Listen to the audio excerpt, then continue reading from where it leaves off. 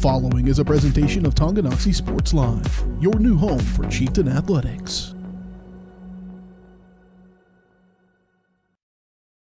It's time for the Chieftains on your new home for Tonganoxie High School athletics. Tonganoxie Sports Live. Tonganoxie Sports Live is presented by Kansas Insurance, locally owned and operated. Learn more at kansasins.com. Also by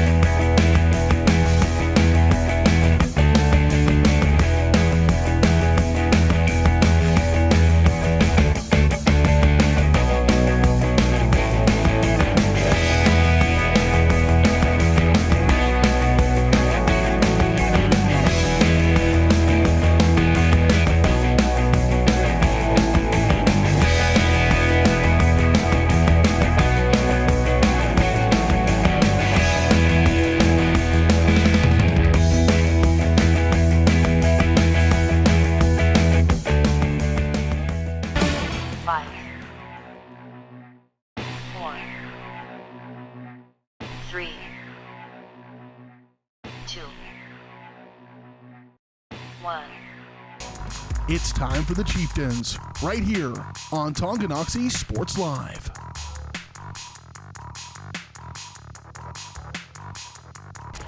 Good evening, ladies and gentlemen. Welcome back inside of Chieftain Arena, home for tonight's action on Tonganoxie Sports Live. Is presented by Kansas Insurance. To see how they can help you protect what matters most, give them a call, 913-369-6600. And we cruise along into the SNS Body pregame show. Since 1972, SNS has been the place to go to in Tonganoxie for auto body and repair work. Get your ride back in the game and learn more at snsautoandbody.com. We're closing in on 2 minutes till tip-off here. Dylan Funk alongside Brendan Bolin, and we are ready for tonight's action. Girls varsity up first. They're going to be taking on Christ Prep, the Patriots tonight. The boys will be taking on the Metro Academy Mavericks in the second half of our doubleheader, tipping off right around 7:30, 7:45 or so. But let's turn our attention down here to the court to this girls varsity team coming off a loss their last time out, 48-27 to Ottawa. It was, again, another game, Brendan, that I know you were doing your own broadcast. I don't know if you got a chance to see it, but it was a game where early they showed flashes. They kind of kept the game close a little bit. It didn't get out of reach for them until later in the second half against a really good and talented Ottawa squad, returning a lot of experienced leaderships from last year. They have a star freshman they held on the team as well. But this team, for Tonganoxie, they still have their own good mix of senior leadership and underclassmen talent as well. It's just a matter of stringing together 4 full quarters in a game. We'll be looking to do that tonight against Christian Prep. Oh, 100%. You can say that about the boys, too. There's so many potential and there's so much flashes of, just good looks and good opportunities that they have, and they just, sometimes it doesn't work out. But against this good Christ Prep team where it's mostly tournaments for them, as well as you could say Metro Academy, it's going to be a bit of a tough competition. There hasn't been much film. I know we've been at home the past 2 days, so it's going to be weird playing on a Wednesday where, it's not many people are here right now, but I'm sure it'll be a interesting task to see how these Chieftains pair up against Christ Prep. Yeah, the snow days, back-to-back snow days for you guys. You're lucky. Oh, yeah. I'm enjoying it, but yeah, so we'll see how the Chieftains come out. Last time they played, it was obviously on Friday. They were supposed to have a game on Monday as well against Pleasant Ridge, and then we're supposed to play Tuesday night against these Patriots. Both games got postponed. This one, obviously, tonight, Pleasant Ridge. That one, we will announce the date later on in this broadcast. So that matchup between the Chieftains and the Rams will still be happening here on Tonganoxie Sports Live just a little bit later in the January. We're going to turn it over right now to our PA announcer, John Tolleson. Let's get our starting lineups for both teams. Good evening, ladies and gentlemen. Welcome to Chieftain Arena at Tonganoxie High School, the home of the Chieftains. We welcome our guests from Christ Prep High School. Kansas State High School Activities Association and Tonganoxie High School encourage you to make good sportsmanship a priority at all times. Winning is for a day, sportsmanship is for a lifetime. And now let's meet tonight's starting lineups.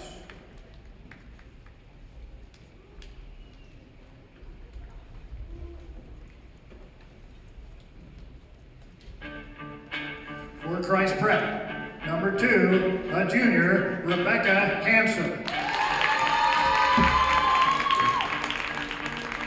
For Tonganoxie, number 1, 5'2" sophomore, Alyssa Shawnee. For Christ Prep, number 10, a senior, Hannah Hansen. For Tonganoxie, number 15, a 5'2" sophomore, Emerson Maslak. For Christ Prep, number 11, a junior, Ella Smith. For Tonganoxie, number 21, a 5'2" senior, Mariah Herrera. For Christ Prep, number 22, a senior, Ashton Nelson. For Tonganoxie, number 24, a 5'8" senior, Lincoln Bennett.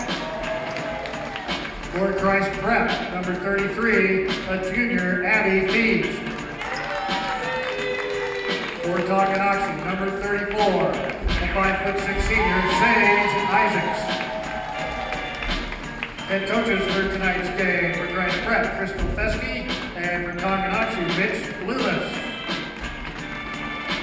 Officials for this evening's game, Brett Lyman, Tom Drake. All right, so that's going to do it for the SNS Body pregame show for game 1 of our doubleheader tonight on Tonganoxie Sports Live. Chieftains getting ready to take on the Patriots from Christ Prep, and the tip-off of tonight's game is brought to you by Lynch Real Estate. It's your hometown real estate company that will help you buy your first home all the way to your dream home.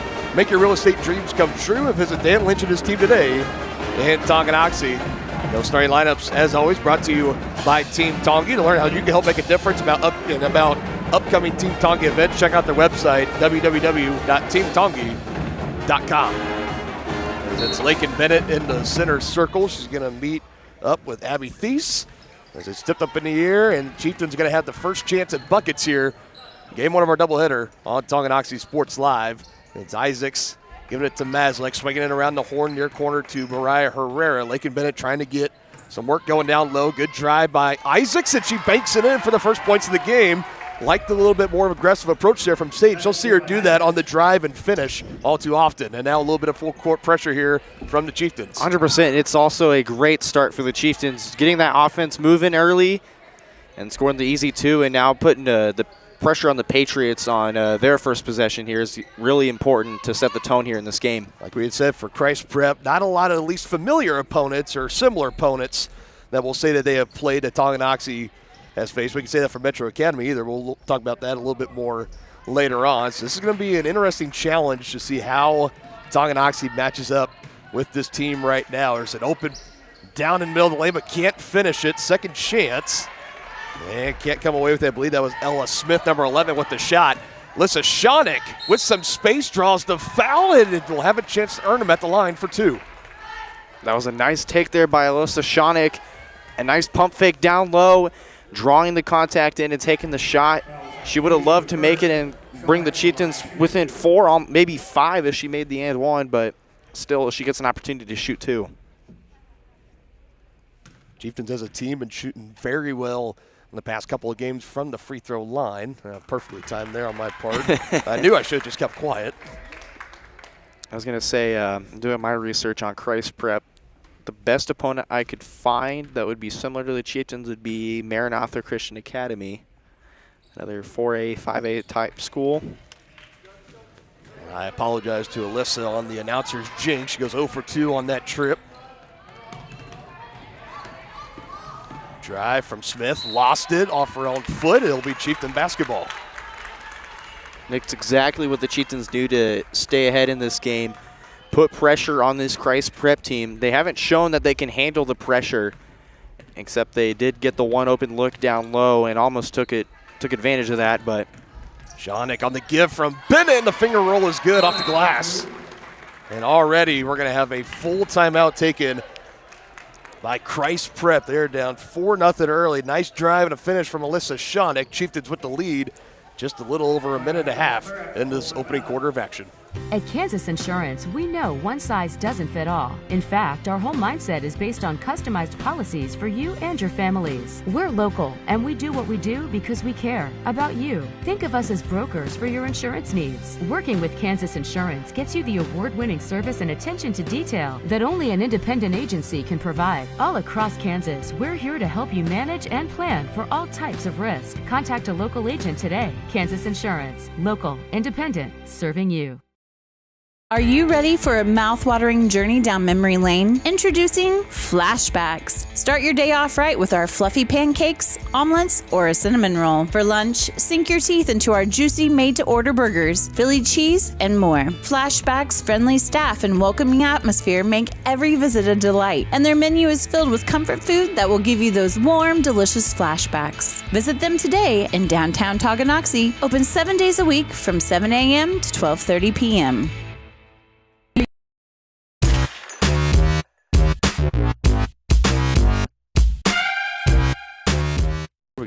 As we crashed out of the break there, as Chieftains again bringing the pressure, but the Patriots able to get through and across the timeline. As we're going to take a look in at our, well, let's hold the phone for just a moment. It's good defense. Emerson Maslick causing a jump ball. It's going to stay down here, though. So our locked-in player of the game tonight brought to you by Brothers Market. You can check out all of their weekly ads and specials in-store or online at shopbrothersmarket.com. Brothers Market, where they treat you like family. And one player, obvious, it's probably going to be an obvious one, Alyssa Shonick. She's already got herself 2 points. She's drawn herself a foul in. The amount of court presence she has, her high IQ, it's what the Chieftains really need for her to stay in this game here, is to just rely on Alyssa Shonick's presence on the court.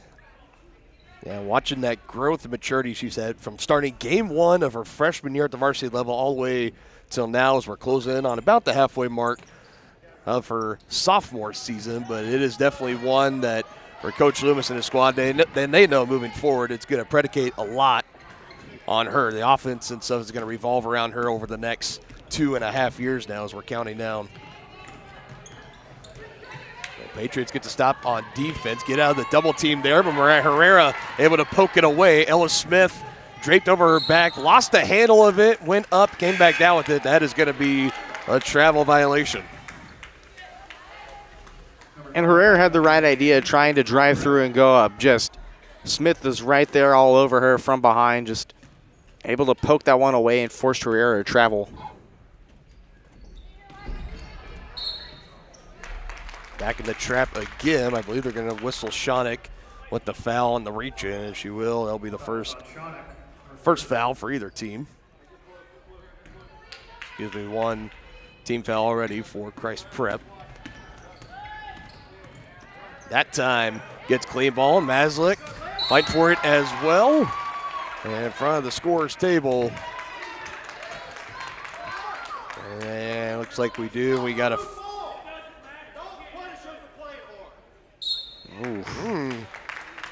like it that. That's Coach Loomis getting teed up. He heard it a little bit there. Basically say, don't punish the players for playing hard out there. There was a foul call on Tonga, I think, when they were diving for that loose ball.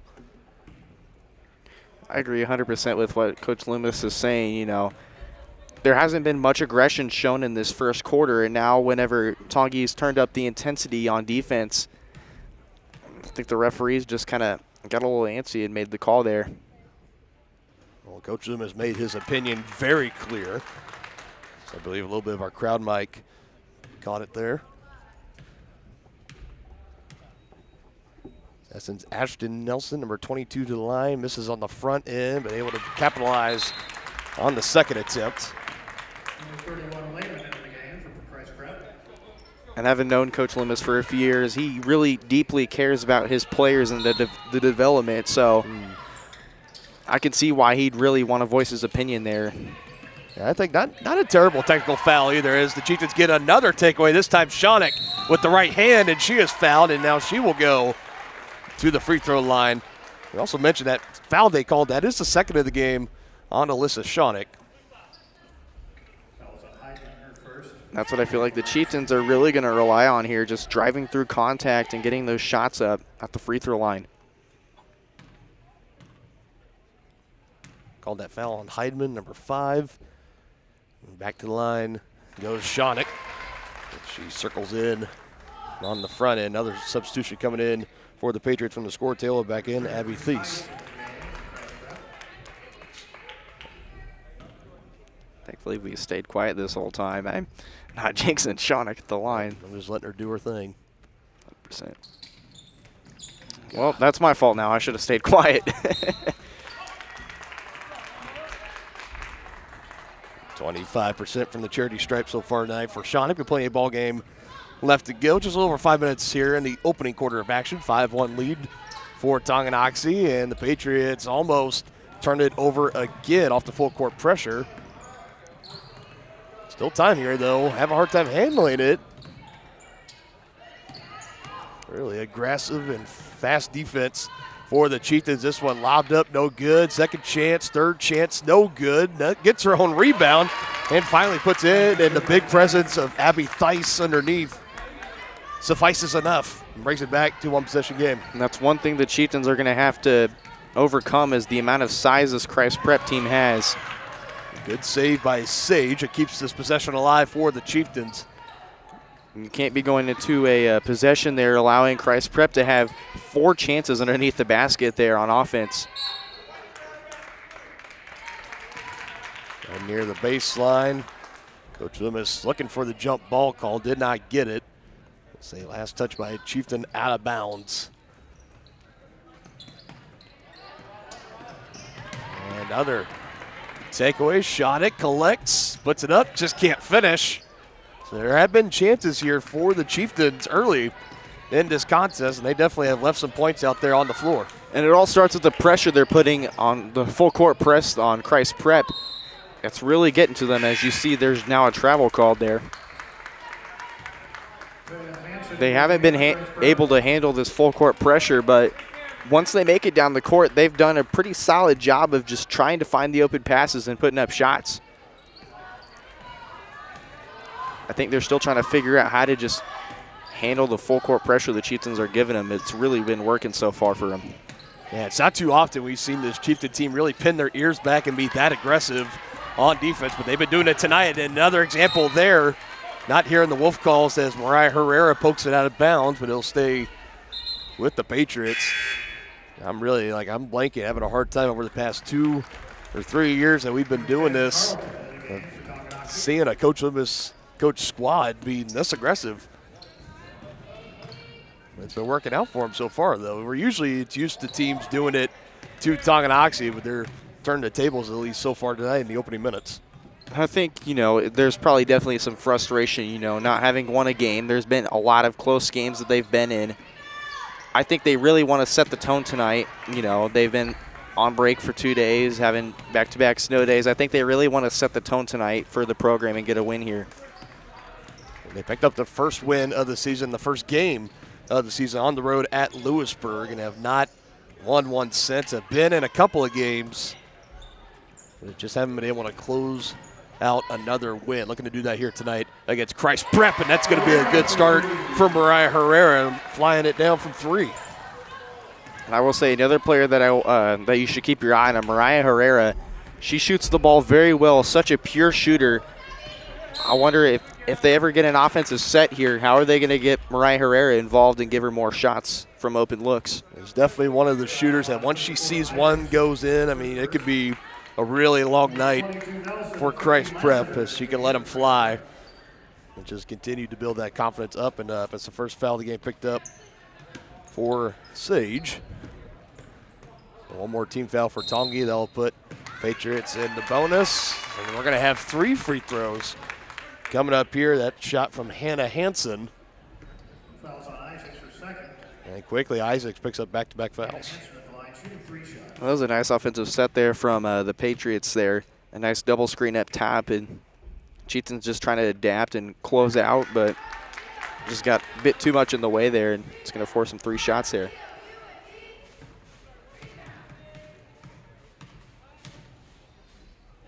Misses the first attempt. Second one on the way for Hanson. Takes a strong bounce off the back iron. Macy Murray will check in, and Sage will come out for a moment. We'll see when she will come back in the game. Shawnick also out as well, as both of them now with 2 fouls apiece. Third and final free throw, 0 for 3 on that trip to the line from Hanson. Both teams off to a rocky start from the charity stripe.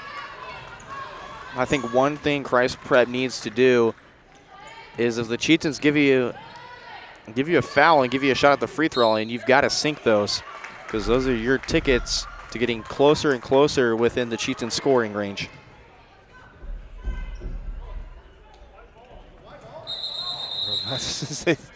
The initial indication said white ball, and that Christ Prep on the inbound, so we'll stop play.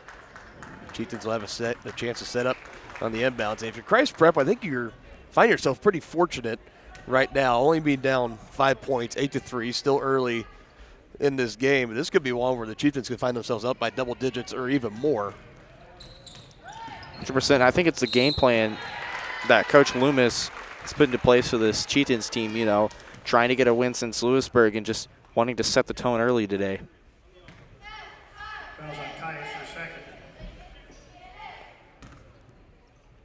Second of the game on Tyson's Lakin Bennett to the free throw line. Both teams still looking to try to get it going from the free throw line tonight as a duo of substitutions come in for the Patriots, including Rebecca Hanson as well as Emma Lehman.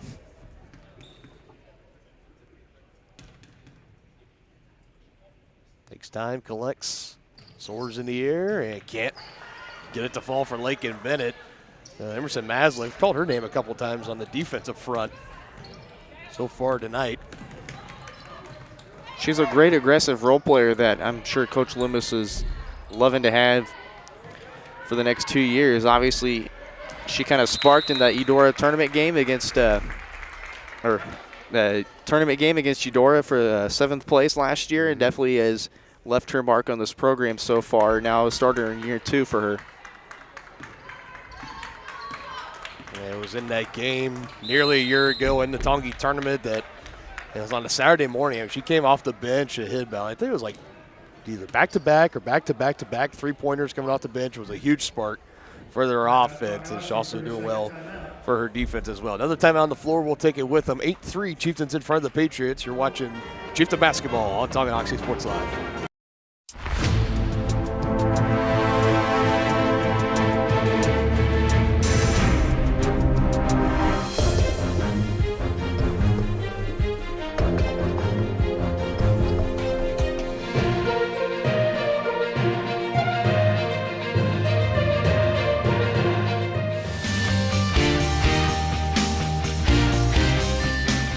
For a winning team, contact White Birch Properties, the real estate MVPs. There's only a 30-second timeout. Both teams left with 4 remaining. Ferreira has control there right now for the Chieftains. Hands to Maslick. Back near the top of the key. Quickly trying to go down low to Bennett. Able to collect off the deflection. Puts it up and rattles it home. A nice deflection down low underneath by Christ Prep, but Bennett with a nice baby hook down low to get another basket for the Chieftains here. Much needed one after the timeout. A heavy defensive pressure down low as well, but able to collect herself and hold on as Herrera might have jammed her finger if she was trying to swipe that ball loose on the driving Patriot. There's a nice initial read there from Herrera, seeing the driving Patriot, and she saw the angle to try and swipe the ball away, but just unfortunate that she just happened to probably jam her finger there. No indication to bring her out of the game, so all appears to be okay. Second free throw, Emma Lehman takes a hard bounce. Let's settle for 50%. You can see she's kind of using her left hand more. Maslick with a spin, trying to go through the double team, but drags that pivot foot into travel. That was a good idea by Maslick to try and drive through on Christ Prep.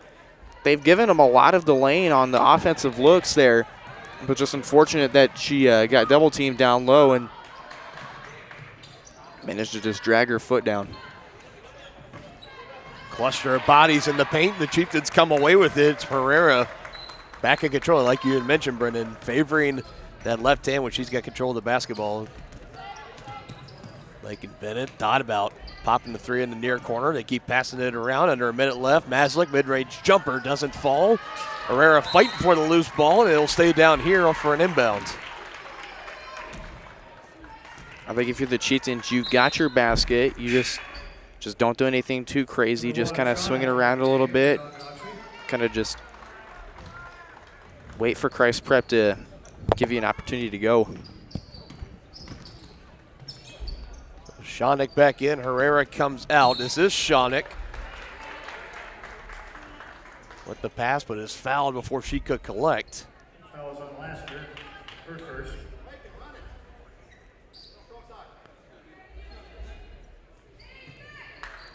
First foul of the game for number 15, Callie Lasser for Christ Prep.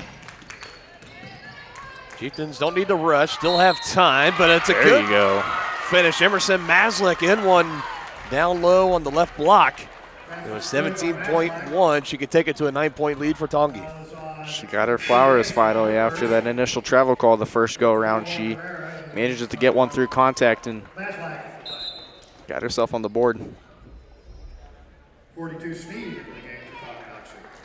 So we had Herrera quickly check back in, along with Mariah Sneed, as Shawnick and Bennett will head out. Maslick trying to cap off the three-point play, and she does. Just that, nylon. For the Chieftains, just stay in that full court, see if Christ Prep gives up anything here. If not, just kind of set back and let Christ Prep move it around a little bit. Straightaway three put up, no good. Track down their own rebound, goes right back up, way too soft. A little bit of chaos there towards the end, but it comes to a 13-4 lead for the Chieftains after the first quarter against Christ Prep. You're watching Chieftain basketball on Tonganoxie Sports Live. The same look and location of a classic drugstore with the services and supplies of a modern pharmacy. That's what you'll find at the Downtown Drug Store in Tonganoxie. Of course, Downtown Drug is the local choice for your prescriptions and health needs, but did you know they have the best selection of Tonganoxie Pride and Chieftain Game Day gear in town? And a whole lot more. Cards, gifts, home decor, and even the best way to satisfy that sweet tooth. The Downtown Drug Store. Call 913-369-3800 or visit them online at thedowntowndrugstore.com. Shop local and save at Brothers Market in Tonganoxie, where we treat you like family.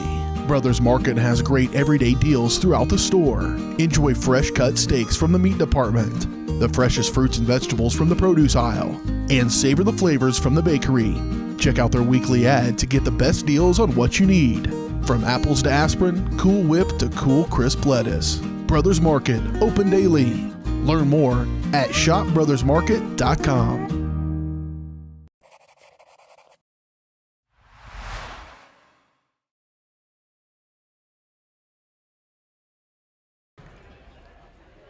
But after one quarter of action, the Chieftains lead the Christ Prep Patriots by 9, 13-4. And the main story, it has been this Chieftain defense and the full court pressure they've been able to bring on the Patriots to really get them uncomfortable, although they're able to work through it here.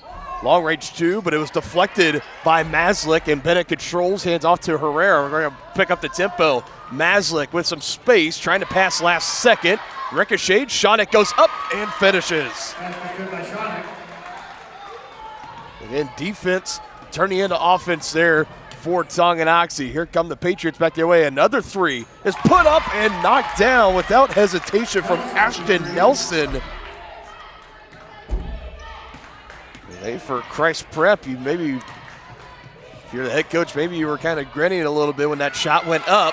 Isaacs for two. Maybe you want to try to run more of the offense, but Sage Isaacs again, another good drive and going through the defender and finishing for 2 points. She's got 4. Coming off one of her great games this past Friday against Ottawa. She was all over the floor defensively for Tonganoxie. It was Sage Isaacs.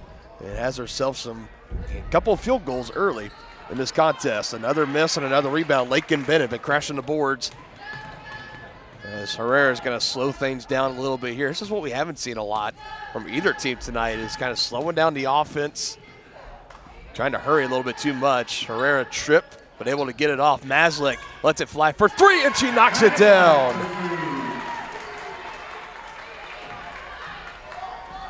That's all 5 starters for Tonganoxie with at least 1 field goal on the night, and second 3 of the game as well. And quickly, the Chieftains pushing this lead now up to 13. Fouls on Maslick, her first.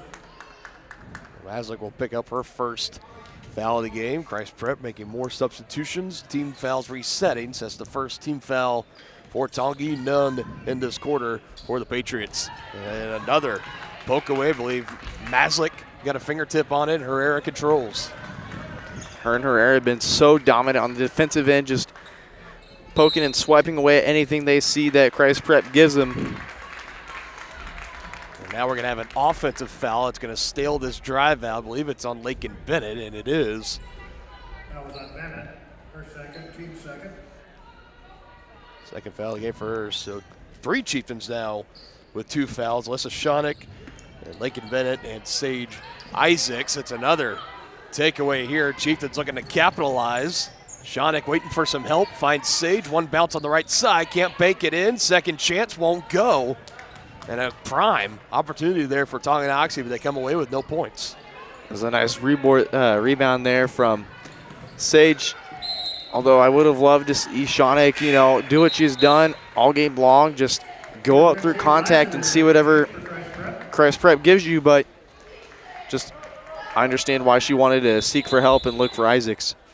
42 Sneed. How about that? We got 9 total turnovers at this point in the game for Christ Prep. Only 3 for Tonganoxie.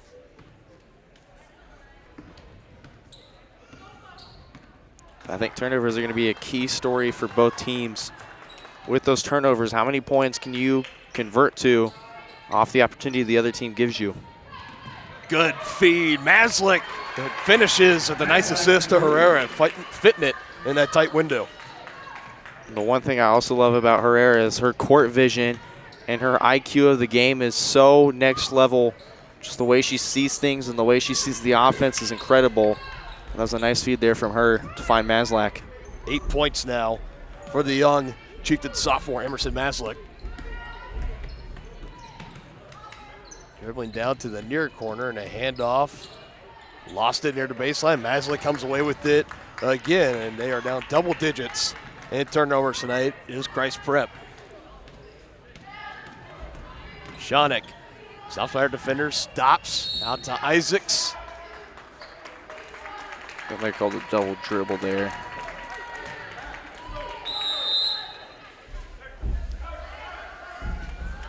It's a good time out there by Christ Prep. The last end, they just haven't been able to find the connection that they need, so I think this timeout will be beneficial for them to kind of just recollect and get on the same page. We'll be back in 30 seconds here on Tongi Sports Live. I was just wondering. Enter query. Should I use a robot? Vacuum? No. Are robots Bots taking over the world? Yes. Never mind. Sometimes humans are just more helpful. Unlike a robo-advisor, we can put together a personalized plan. Farm Bureau Financial Services. It's your future. Let's protect it. Contact Farm Bureau agents Tex Vandervoort and Jerry Sanders in Tonganoxie today.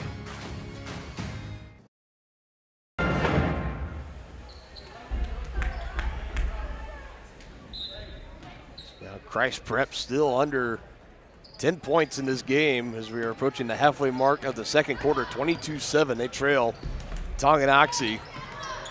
Just looking for any momentum whatsoever. They're double digits in turnovers. It's been affecting them hard tonight. As a drive shot was a little out of control from Ella Smith. Mariah Sneed able to control underneath. And Smith saw Lane there, just not the right angle she wanted to have on that shot. A little too strong on the 3 from Isaacs. Loose ball momentarily, but Christ Prep controls it. They call a double dribble there Right when Shawnick was closing in on yet another steal on the night. More subs for both teams. Lakin Bennett back in for Tonganoxie. We have Hannah Hansen and number 22, Ashton Nelson, back in for Christ Prep. Sage is going to catch the breather for Tonganoxie. So Bennett out there with Maslick and Sneed, Shawnick, and Herrera. Leave that much space. She's going to pull the trigger. Just can't knock it down, but it goes right to Herrera, and she loses a handle of it. Don't say that too often. As Hannah Hansen right there to collect. I think that right hand's still bothering her just a little bit. She's favoring that left hand a lot recently, so it'll be interesting to see what that does to the Chieftains. I don't think it'll do too much. They still have some great shooters, and I'm sure Herrera will still want to go to work on offense, but just that right hand is going to be a little lingering problem for the Chieftains here. Yeah, we saw earlier in that first quarter as a Patriot player was driving in. She tried to swipe that ball away with the right hand and instantly came away shaking the hand, probably just jamming a finger. I kind of saw her whenever she was about to throw it in. She was just kind of holding it a little bit in pain. Catch and shoot, Herrera 3 offline. And it'll be Patriot basketball.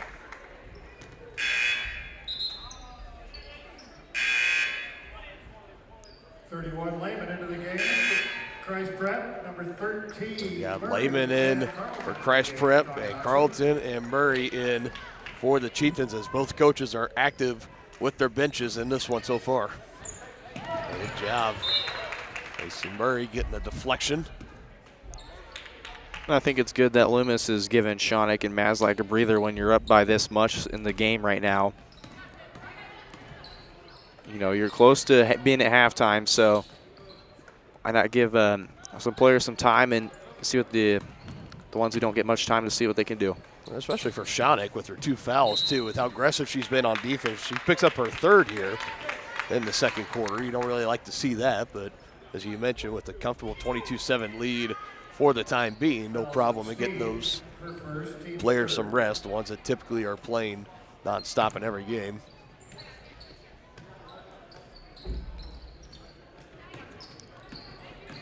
Patriots just trying to get something going on offense here. Nothing's been given to them so far in this one, that's for sure. That 3-point attempt, no good. And a push underneath. Players trying to jock for position. And they get it for Ella Smith.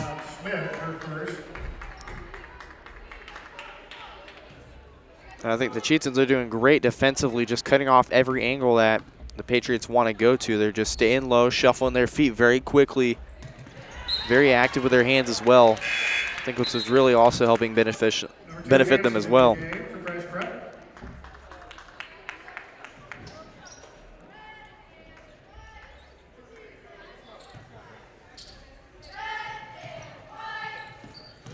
They're getting it into Macy Murray, going to drive with the left hand, trips, and say that she was contacted by Lassiter. Lassiter, her second, team second. Now 2 team fouls in this quarter for Christ Prep, 3 for Tonganoxie. 2.5 minutes before we hit the locker rooms for halftime. Lob it in, Sneed using the big frame to bring it down. And off Lila Carlton, gives it to Murray, cutting in the paint. Mid-range jumper, Herrera swirls in and out. And Christ Prep comes down with another stop. There's nice movement underneath there, but I feel like Herrera should have just kind of pump faked it and drove in, but almost had that layup there. And not sure if she has heard the footsteps behind her, the couple of Patriot defenders, and mistimed it. It looked like it was going to be another easy 2. There's now Macy Murray picks up her first foul of the game, 4th team foul this quarter for Tonganoxie.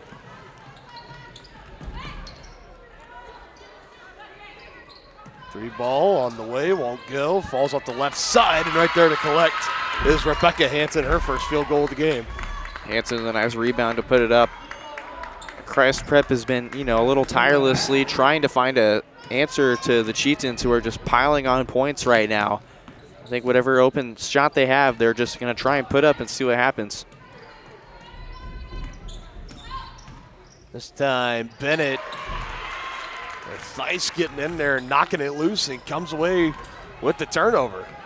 I like Bennett's vision there, trying to post up Christ Prep, who's given, like I said, given the lane so much openly, but I think Bennett kind of second-guessed herself, either if she wanted to put up with contact or kick it out. Foul is on Sneed, her second.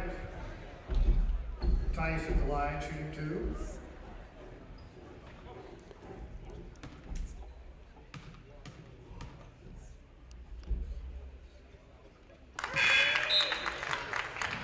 Number 11, Smith, into the game for Christ Prep. 34, Sneed and Murray will come out. Shonick, along with Isaacs, back into the game. They'll play out this remaining 1 minute, 18 seconds of the second quarter. It's been a double-digit lead for the Chieftains majority of this first half. It has now whittled down to 11 after the free throws from Tice.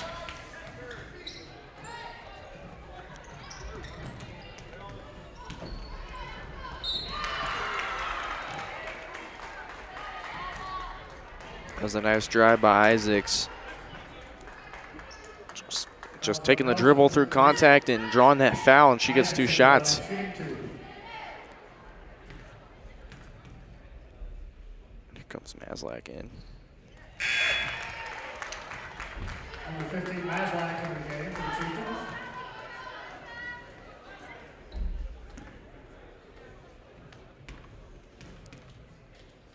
Collie now just 3 of 8 from the free throw line tonight. Hasn't been too pretty, really, for either team. But the Chieftains have a chance to add more points as they get the takeaway at their end of the court. Now officially under a minute left. Herrera squares up another 3 ball, just leaves it a little short off to the right side. 13, Murray, into the game for Tonganoxie. Murray quickly back in along with Sneed. 42, Sneed, into the game for Tonganoxie. Looks like some defensive substitutions made here by Coach Loomis. Isaacs and Bennett will come off.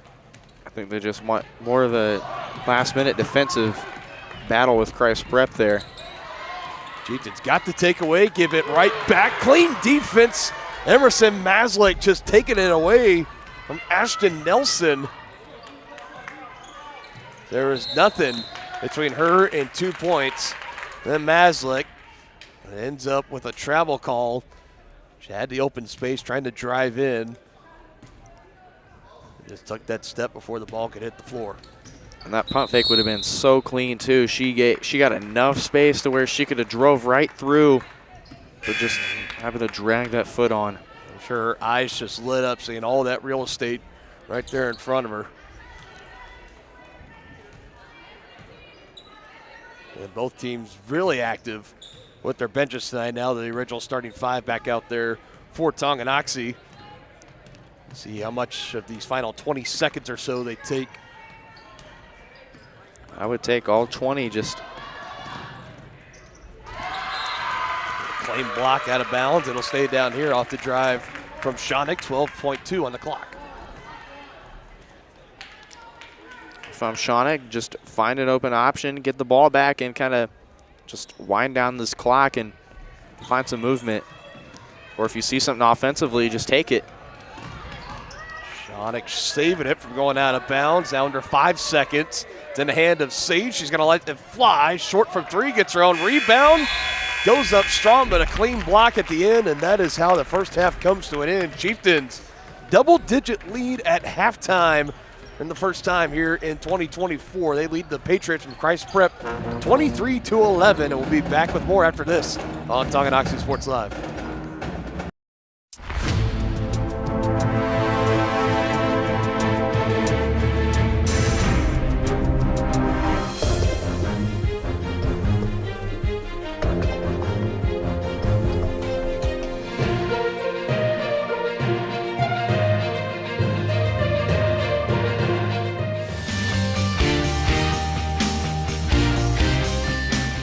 For a winning team, contact White Birch Properties, the real estate MVPs.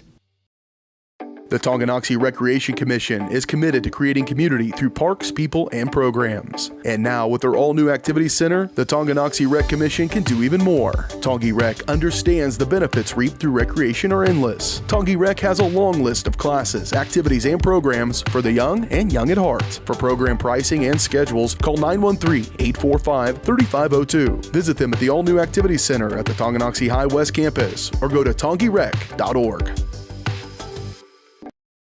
Are you ready for a mouth-watering journey down memory lane? Introducing Flashbacks. Start your day off right with our fluffy pancakes, omelets, or a cinnamon roll. For lunch, sink your teeth into our juicy made-to-order burgers, Philly cheese, and more. Flashbacks' friendly staff and welcoming atmosphere make every visit a delight, and their menu is filled with comfort food that will give you those warm, delicious flashbacks. Visit them today in downtown Tonganoxie, open 7 days a week from 7 a.m. to 12:30 p.m.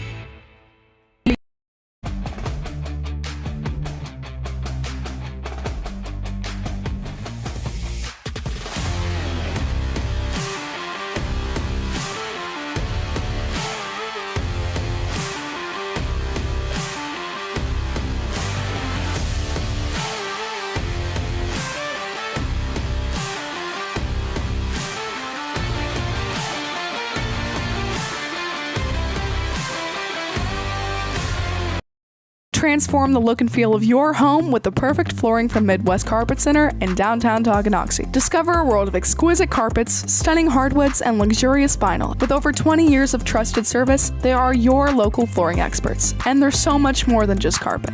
Shop a variety of styles from quality brands like Shaw, Anderson Tuftex, Hortec, and so much more. From cozy living rooms to elegant bedrooms, sleek kitchens to stunning baths, you'll find it all at Midwest Carpet Center. Explore online at MidwestCarpetCenter.com.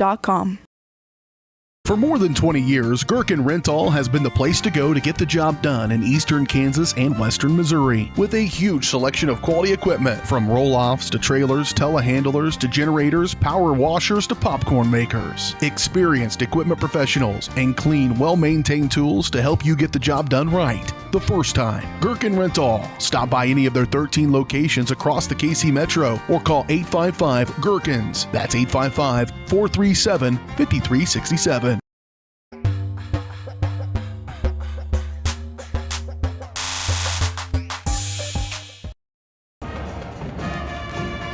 Now, welcome in everybody to the White Birch Property Realty Executives Halftime Show. At White Birch Properties, you have a team of agents ready to help you buy or sell that next house and lead you to success in the real estate game. Visit them at 1203 State Avenue, Suite B in Tonganoxie, or call 913-417-1007. Dylan Funk alongside Brendan Bolin, 23-11. It's a 12-point lead for the Chieftains at halftime over the Christ Prep Patriots, and a little bit of kind of unfamiliar territory here, at least for Tonganoxie. Usually not going into the locker room with a double-digit lead, I believe, for the first time this season, maybe outside of the game, the season opener on the road at Lewisburg. But it was really their defense that, from the get-go, they made it clear, especially from the full-court pressure, that they were setting the tempo, and that was the aggression that they attacked the Patriots with for basically 2 quarters. 100%, and I feel like, with Christ Prep being an unfamiliar opponent, they haven't really played much familiar competition that the Chieftains would normally see in the regular season or in their in-season tournament. I felt that Loomis wanted to make the call to just send the full court pressure out, see what Christ Prep gave him. And so far they're in double-digit turnovers now, so I think that's one thing that really has stood out is the amount of points they've been able to get off these turnovers and the amount of opportunities they're able to get off the turnovers as well. Yeah, I have it 13-4. And that might be giving or taking a few here and there, but 13-4 that the Chieftains obviously on the right side of the turnover margin against Christ Prep. I think we can be sitting here talking about it's a 12-point lead for Tonganoxie, but really it should be maybe a little bit more. They struggled a little bit from the free throw line, and even when they got the takeaways and coming back on the other end, maybe rushing things a little bit too much, not taking the time of collecting, taking the 2 steps, finishing the layup or setting up the offense, making the extra pass. I feel like there have been points left out there on the court by Tonganoxie, but still, if you're Coach Loomis, you still got to be thrilled with the effort and the production your team has put forward tonight. 100%. The one thing that you can be really proud of is the ball control that the Chieftains have had. Like you mentioned, 4 turnovers, give or take, for the Chieftains. They've done a really nice job of just being patient, letting Christ Prep's opportunities come to them, but also like you mentioned, there's been a lot of points left on the board, whether it be not wanting to take the extra 2 steps to drive in, or just missing key free throws, or just, Herrera missing 2 3-pointers with the jam finger there. That's kind of left a shooter off for the Chieftains. But I think if you're going into the second half, you want to be more active with the basketball, but also just playing careful basketball too. You're up 12, and you can be comfortable with this lead, but you should never be comfortable with the leads like this. Yeah, it's at a point in the second half. You just got to come out. You take care of the basketball like you've been doing fairly well in the first 2 quarters. You keep having the pressure, be doing good on defense, maybe trying to lay off a little bit of the fouls on defensively. We're gotten close to the bonus limit in the first quarter, not so much in the second quarter, but you just come out, you got a 12-point lead. You know the offense is going to pick up where they left off. You just don't do anything reckless, take and give away the lead. And from there, should be pretty well home free. They'll pick up their second win of the season. That was the first half recap and analysis brought to you by the Tonganoxie Public Library, as they're proud to support the community and helping to provide exceptional community events for children and families through excellence, inclusion, persistence, and collaboration. Learn more at www.tonganoxielibrary.org. We're going to step aside and we will have third quarter action on the other side here on Tonganoxie Sports Live. A great collision on the field? Awesome. An awesome collision on the road? Not so great. If that bad play does come your way, take your car to S&S Body Shop in Tonganoxie. S&S has been the area's premier auto collision repair center since 1972, working on all makes and models, glass replacement, bumper repair, fiberglass and plastic, color matching, and more. Plus, they work with all insurance companies. Get your ride back in the game. Learn more at snsautoandbody.com or call 913-369-3193. Whether you're an athlete looking to get back for another big win or you're just trying to win at life, Dr. Adam Ludwin at Win Chiropractic and Sports Therapy can get you back in the game. Dr. Adam has the tools and skills to have you feeling your best in no time with chiropractic adjustment, physical therapy, cupping, taping, muscle scraping, on-site x-ray, and more. Lose the pain and win the day at Win Chiropractic and Sports Therapy, now open in Tonganoxie. Book online at winchiropracticst.com or call 913-214-1020. Call insurance agent. Hello, customer. Oh, great. I just had a quick question about my insurance. You are 312th in line. Oh, it's just a real quick question. Would you like a callback in 6 hours? Sometimes humans are just more helpful. Hey, Max, I can answer your insurance question. Awesome. Appreciate it. Farm Bureau Financial Services. It's your future. Let's protect it. Contact Farm Bureau agents Tex Vandervoort and Jerry Sanders in Tonganoxie today. Thinking about starting your next outdoor home project? Be sure to call 811 before you dig. After calling 811, wait a few days for utilities to mark your yard with paint or flags to avoid unintentionally hitting a utility line. Hitting a buried line can disrupt service in your area, cost money to repair, or cause serious injury. Southern Star asks you to help protect our community. Know what's below. Call 811 before you dig. For more than 15 years, Lynch Real Estate has been a leader in the KC Metro. Hi, I'm Dan Lynch with Lynch Real Estate, inviting you to come let us prove to you why Lynch Real Estate is a name you can always trust.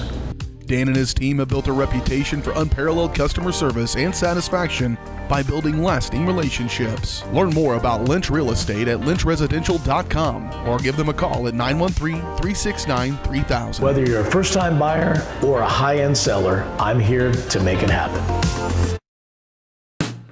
Hey folks, save $1,000 on your interior painting project this winter. Hire Absolute Painting during November through February and qualify for 10% off your project, a free paint upgrade, and a free color consultation to make sure you choose the perfect colors to transform your home. This amazing offer only lasts until our winter calendar is booked and spots are filling up fast. Call now and save $1,000 on your interior project. No money down, affordable monthly payment options are available. This offer won't last long, so call now to save $1,000 on your interior project with Absolute Painting, where quality is absolute.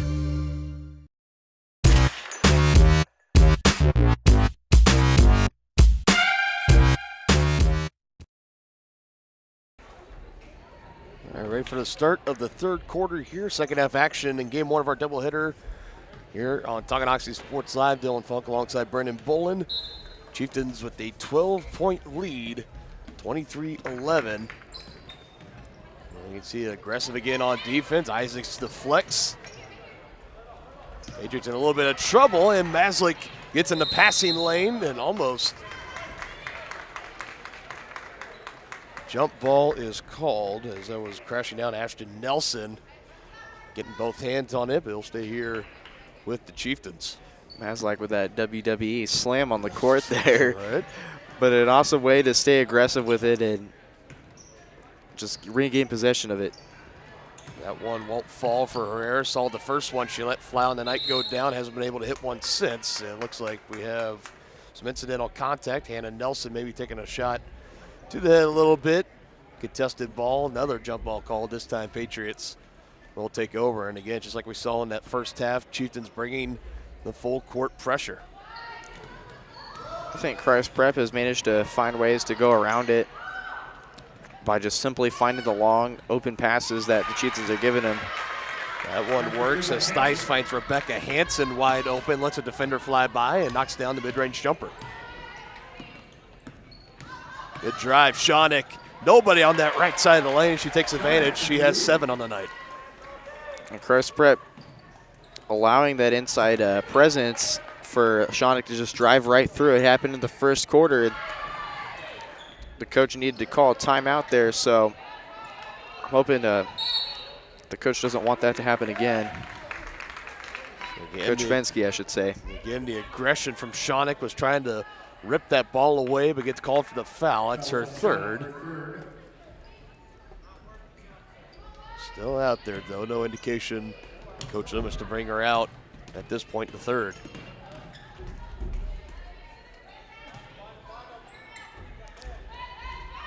I mean, she's been one of the scoring leaders for this team so far and one of the better offensive presences in this game so far for the Chieftains. So there's a risk of it, but there's a high reward for it.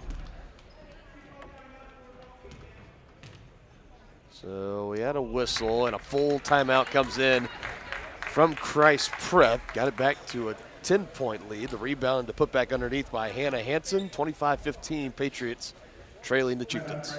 For more than 20 years, Gherkin Rental has been the place to go to get the job done in eastern Kansas and western Missouri. With a huge selection of quality equipment, from roll-offs to trailers, telehandlers to generators, power washers to popcorn makers. Experienced equipment professionals and clean, well-maintained tools to help you get the job done right the first time. Gherkin Rental. Stop by any of their 13 locations across the KC Metro or call 855-GHERKINS. That's 855-437-5367.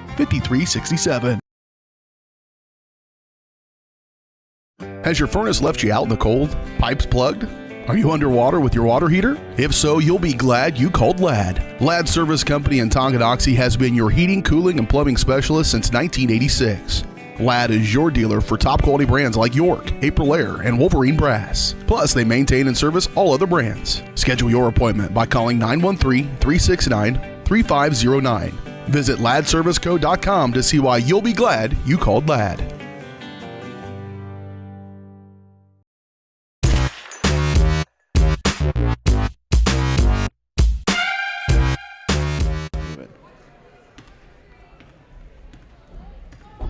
Patriots still have some work to do. They at least got it down to a 10-point deficit. Chieftains looking to maintain control of the lead right now. Passing it around with the left hand. Can't finish for Lakin Bennett. And Herrera able to track it down. I say if there's been kind of one thing for either team tonight, it's been the rebounds down low, as the Chieftains have been giving up a lot of second chance opportunities to the Patriots, as have the Patriots to the Chieftains. 100%, and I feel like rebounding has also been another one of the big keys there. If you're able to rebound and get a second chance, then who knows, you can be able to draw a foul. But I think rebounding and the turnovers have been telling a story so far in this game for both teams. Isaacs gets the screen from Bennett, running a little floater there, just off the line. Maslick still fighting hard. Let the Patriots take control, get it across the timeline. Ellis Smith bringing it around, wide open, takes a bounce, comes in closer, and oversails the shot. Ashton Nelson couldn't hit rim. And with the press, there's always going to be a worry that you're leaving someone wide open to make a play there. And so there's always that risk, but I feel like the Chieftains have been good at, responding, and Christ Prep hasn't been able to land their shots that they want. And that was the good feed. Alyssa Shonick down low to Lakin Bennett. How many bunnies did she miss in that game on Friday? At least a handful. 4 or 5 against Ottawa. That time it falls down for her second field goal of the game, and the Chieftain defense gets a stop on the other end, up by 12 again, looking to extend. Shonick, head fake, gets by a defender in the lane, and one. I mentioned this several times. Shonick has been so good at just putting up shots through contact, and she's got her second or third basket with contact to fall, and she's got herself another chance at the line to complete the and one. Third trip to the free throw line tonight for Alyssa Shonick, 1 for 4 so far. So looking to boost those numbers here. 2 more tries. Could make the lead 15 or more. First one, or just 15, I should say.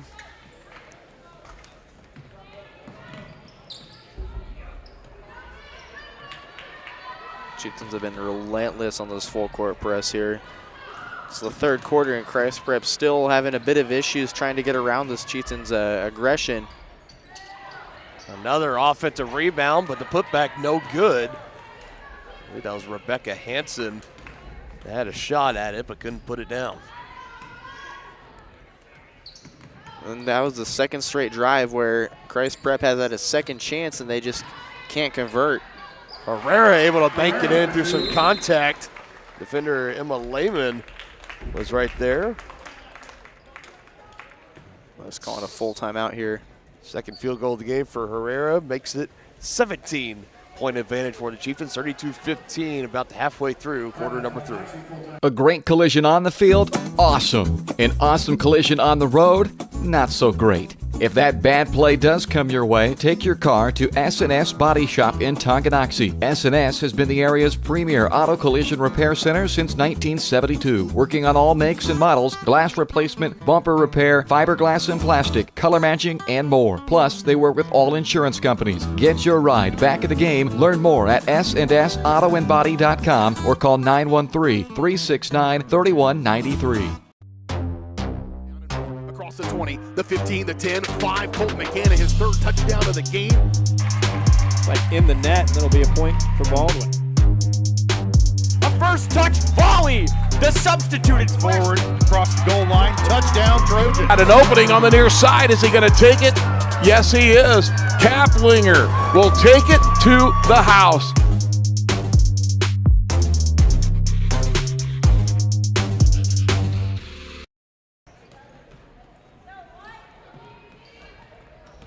And back with the pressure, and again, more problems for the Patriots.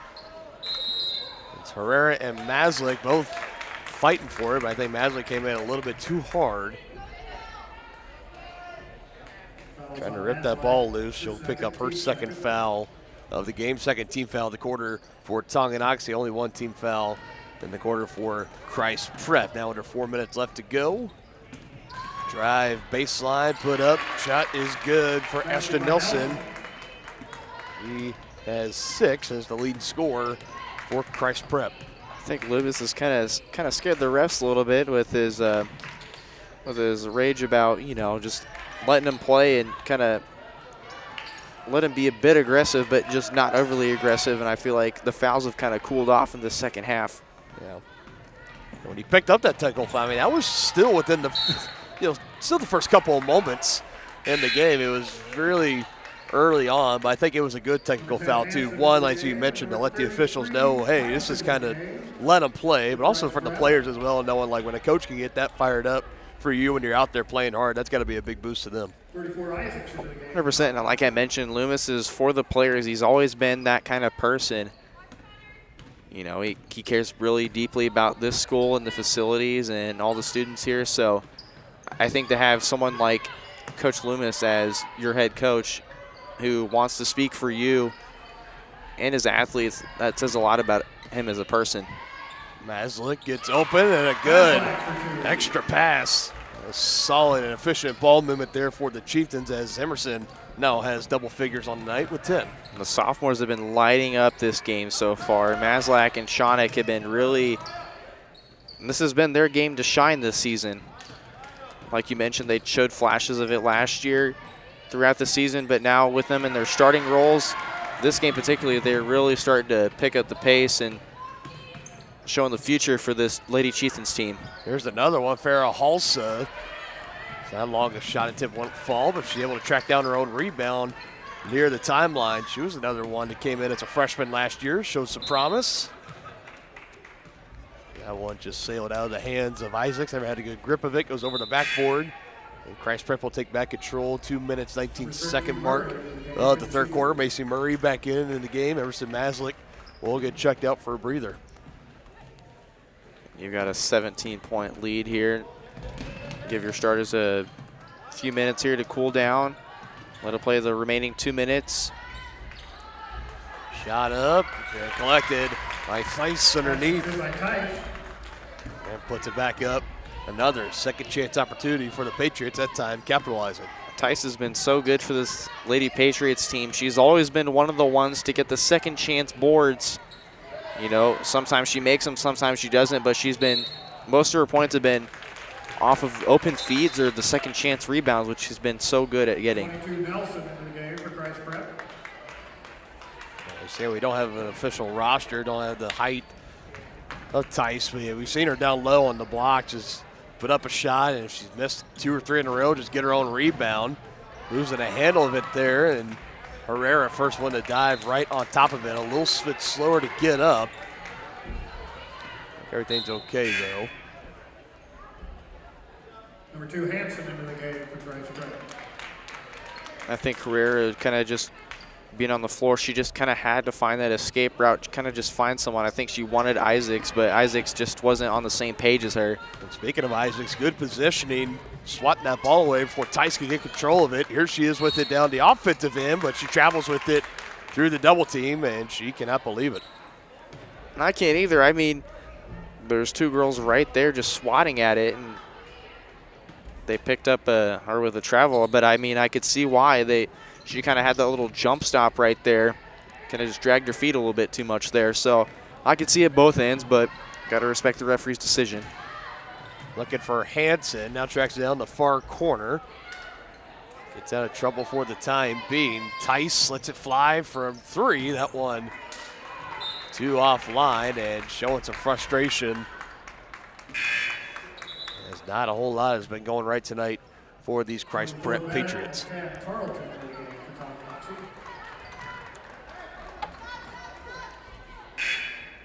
And I feel like when it's gone well for Christ Prep, it's starting to come in bunches for them. But just so far this third quarter, they've had some flashes, but mostly just they haven't been able to get anything going so far offensively. And defensively, the Chieftains have been eating them up. Close it in on the final minute of the third quarter. Lila Carlton, far corner, 3, falls down. A nice, cool, calm, collected Lila Carlton off the bench. There was a bunch of pressure in her face there originally, but she just stayed with it, let the defense come to her, and she was able to catch that one in. Another ball poke loose. And he'll stay down here with Christ Prep. Got 3 from Carlton. Those are the first points off the bench tonight for Tonganoxie. First bucket made by an outside of the original starting 5 tonight.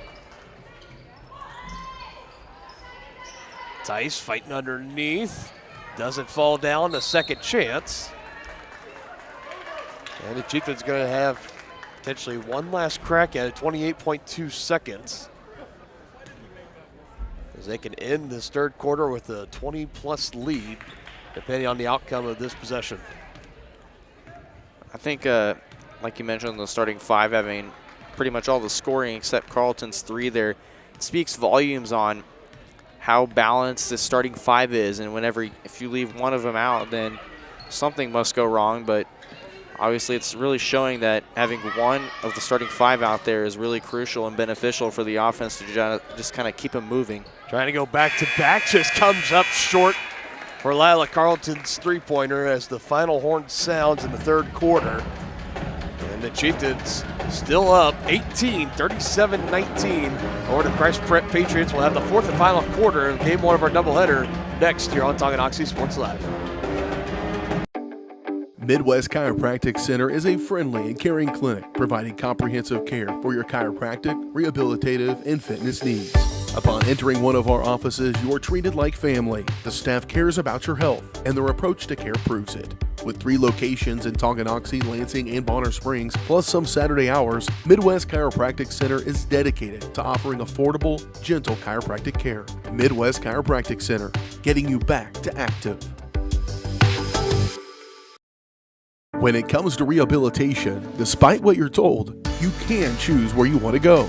Physical Therapy Solutions in Tonganoxie is independently owned, allowing them to work with all doctors and your insurance to ensure a smooth transition, especially from a knee or hip replacement. Choose from one of their highly qualified physical therapists for an individualized plan of care to achieve long-term health benefits. Contact Physical Therapy Solutions today and let them help you. Go to ptsolutionsks.com for more information.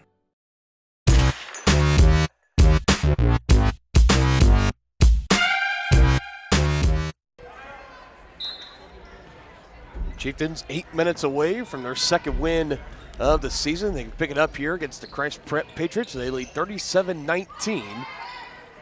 It is now or never for these Patriots who have struggled offensively pretty much the majority of the night. Good field goal for Rebecca Hansen. She now has 6.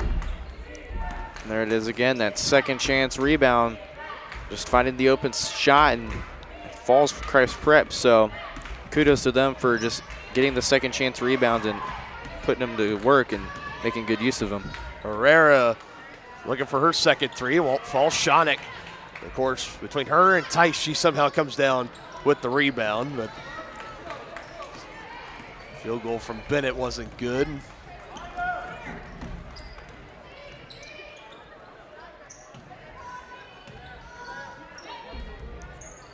It's been this Chieftain defense making the most impact, causing a lot of turnovers for the Patriots. And I believe that was a block. Getting a piece was Lakin Bennett. Here comes Schoeneck with it across the timeline. Looking ahead, gives it to Bennett, blocked by Tice. Hits the deck. That was Ashton Nelson that was close to it, just couldn't handle it near the baseline. So the Chieftains catch a little bit of a break. They'll have it inbounds. And I mentioned Tice being so good offensively. Defensively, she's just being a presence down low, swatting that shot from Bennett there. I feel like that's a big piece that the Patriots have that they can rely on there. She gets that rebound too. That's Maslick again. As Isaacs try to control it. And draws the foul, so good job sticking with it. Fouls on Smith, her second. We'll give that to Ella Smith for her second of the game. I think Sage Isaacs just wanted that ball just a bit more. Just kind of swiping it away from anybody else that wanted it.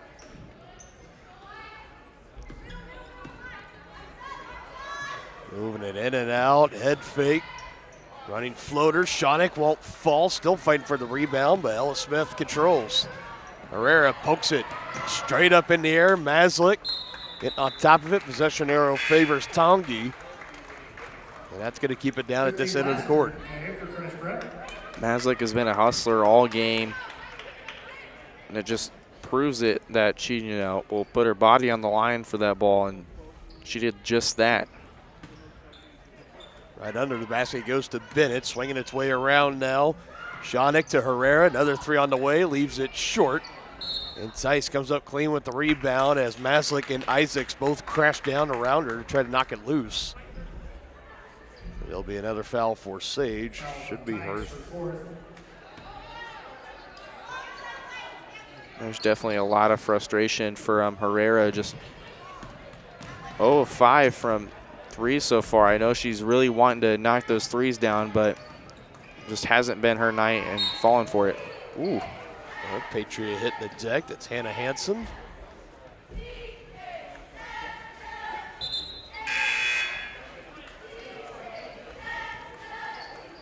Number 3, McCabe into the game. I think that's the second or third time I've seen Hansen been slammed down to the ground and so far in this game. Yeah, give her credit. She comes right back up every time, too.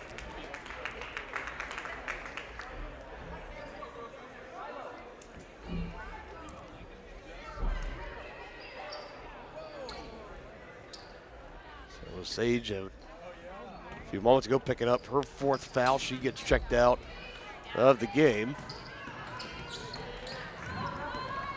Maslick again active with the hands on defense. Losing balance, falling backwards. And a travel is called. They're kind of caught in no man's land there for Ashton Nelson.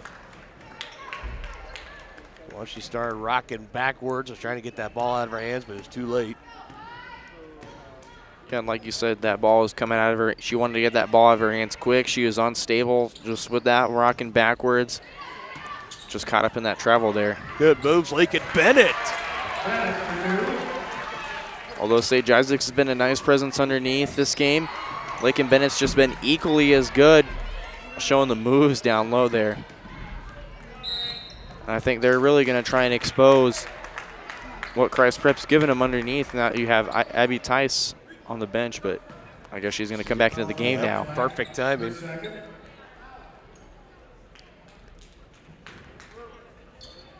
I think Christ Prep wants to shut that down immediately.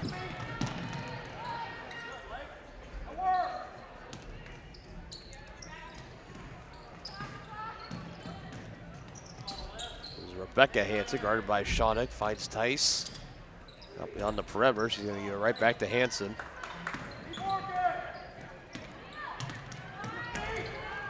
Bennett closed in, just a little too far behind. Open look for the Patriots, and they knock it down. Field goal good for Emma Lehman, her first field goal of the game. I think one Chieftain just stepped a little bit too far out of reach, and Christ Prep was able to find some space and put that shot up there. And I heard Loomis say feet and movement and work. I think the Chieftains have been doing such a phenomenal job on that tonight. Just, you know, kind of using the same starters out there. They're kind of starting to wear down a little bit. So I think now that you have, 4 minutes left and a decently comfortable lead here in the next minute or two, probably time to start subbing out your starters. Number 10, Hansen in the game for Christ Prep. And just about everyone that is suited up tonight for Tonganoxie, outside maybe 3 or 4 players, has gotten into the game at least one time tonight. Tice lost the handle of it. Again, was trying to go to work on the block on Bennett, but here come the Chieftains back the other way. Shawnick goes back to Maslick, drives in, dishes with the right hand. Carlton to Herrera, has the space, but doesn't let it fly. I'm kind of surprised she didn't let it go. Maybe electing to try to run some time off this clock as well. And I think also just the amount of frustration she's had in not getting her shots to fall. I think she's kind of just reserving herself and also running that clock down a little bit too. Everything's still going the way of the Chieftains right now. 3 minutes and 40 seconds away from victory number 2 of the season here on Tonganoxie Sports Live. Thinking about starting your next outdoor home project? Be sure to call 811 before you dig. After calling 811, wait a few days for utilities to mark your yard with paint or flags to avoid unintentionally hitting a utility line. Hitting a buried line can disrupt service in your area, cost money to repair, or cause serious injury. Southern Star asks you to help protect our community. Know what's below. Call 811 before you dig.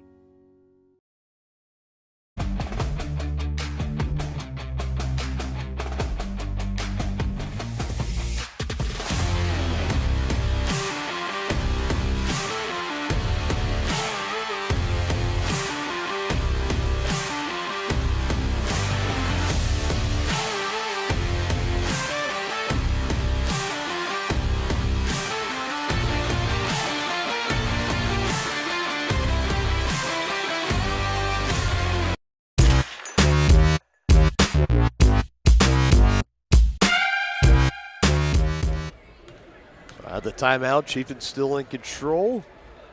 41-23, closing in on victory number 2 of the season. And the first one in the 2024 portion of the season. Lila Carlton, open corner three, and she knocks it down, her second of the game. Lila Carlton, 2 of 3 from three-point range tonight. Impressive night off the bench for her, and I'm sure this is going to be something she's proud of.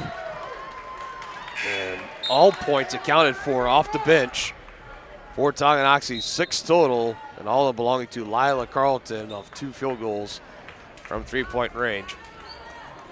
So this we're going to be stepping aside again. Another one taken by Christ Prep. That three-pointer from Lila Carlton, her second of the game, has the Chieftain lead up to 21 over the Christ Prep Patriots.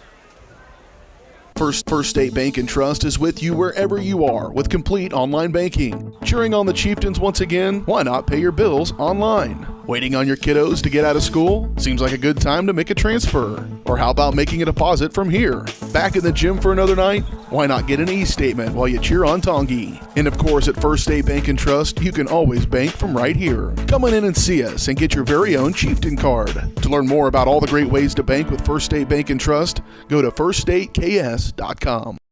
For more than 15 years, Lynch Real Estate has been a leader in the KC Metro. Hi, I'm Dan Lynch with Lynch Real Estate, inviting you to come let us prove to you why Lynch Real Estate is a name you can always trust. Dan and his team have built a reputation for unparalleled customer service and satisfaction by building lasting relationships. Learn more about Lynch Real Estate at lynchresidential.com or give them a call at 913-369-3000. Whether you're a first-time buyer or a high-end seller, I'm here to make it happen.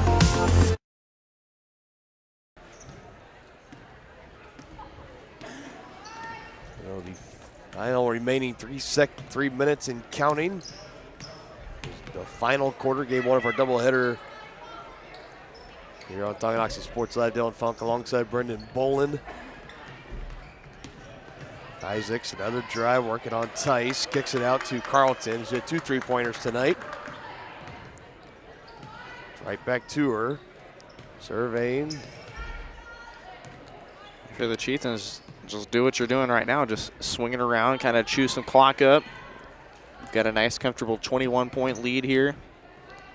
No need to try and score anymore. I mean, unless you want to keep piling on this lead, just swing it around and tire down those Christ Prep Patriots until you find an open offensive lane and chew down some clock. This is one of the advantages of not having a shot clock at the high school levels. You can just keep doing this. There's a whole entire game if you so choose. I think Sage is hoping that the referees would blow their whistle for a foul, but they said Tice had some clean contact there, so we'll keep play moving here. A double dribble there will get the ball right back to Tonganoxie. As I jinxed myself as we just stopped on the whistle there, so. Folks, don't forget game 2 for doubleheader here. It's going to see the boys varsity squad, Tonganoxie, taking on the Metro Academy Mavericks. They'll be taking place about 15 minutes after the conclusion of this contest. So probably eyeballing somewhere around a 7:35 or 7:40 tip. Should be another interesting and good matchup for Coach Jones' squad. Still looking for their first win of the season.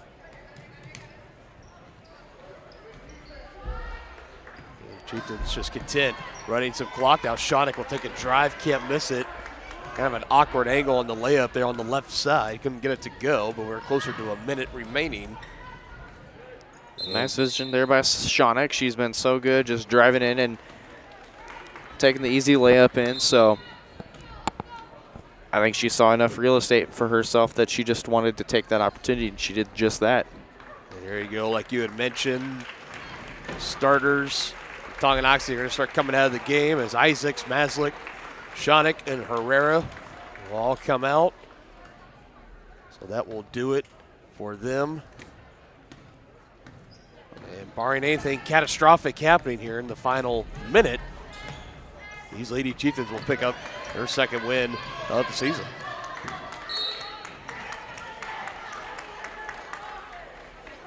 I think Carlton just feeling the pressure there, just wanted to get out of her hands quickly. But it'll cost her.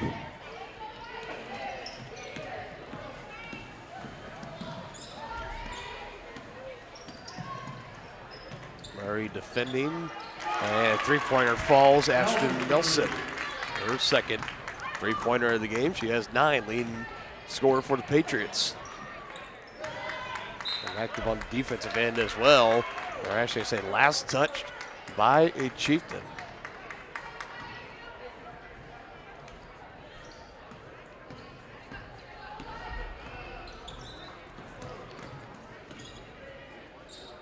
You're feeling comfortable now, so you kind of just back off the full court press. No need to tire him out anymore.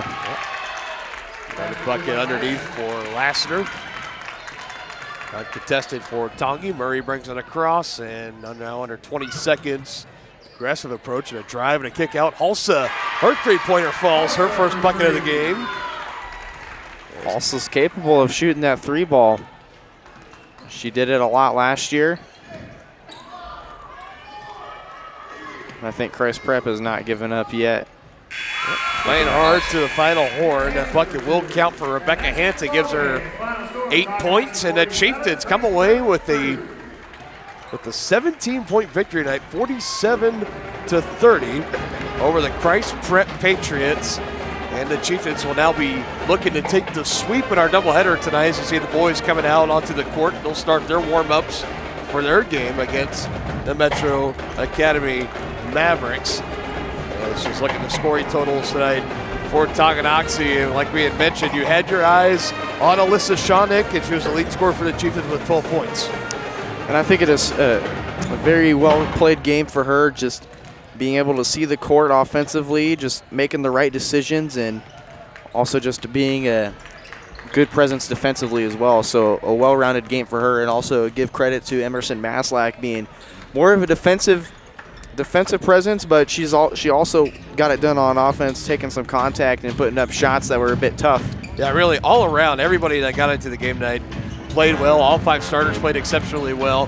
And I was really impressed with the defense right away. Set the tempo and let Christ Prep know, like, this is what it's going to be like for 4 quarters, so buckle in and get ready. Given the Patriots a lot of trouble offensively, they limited them. I think if there was one thing, if we're going to grasp at some straws here, it's the defensive rebounding for the Chieftains tonight. There were far too many second and third chance opportunities for Christ Prep. They took advantage on some of them, others they did not.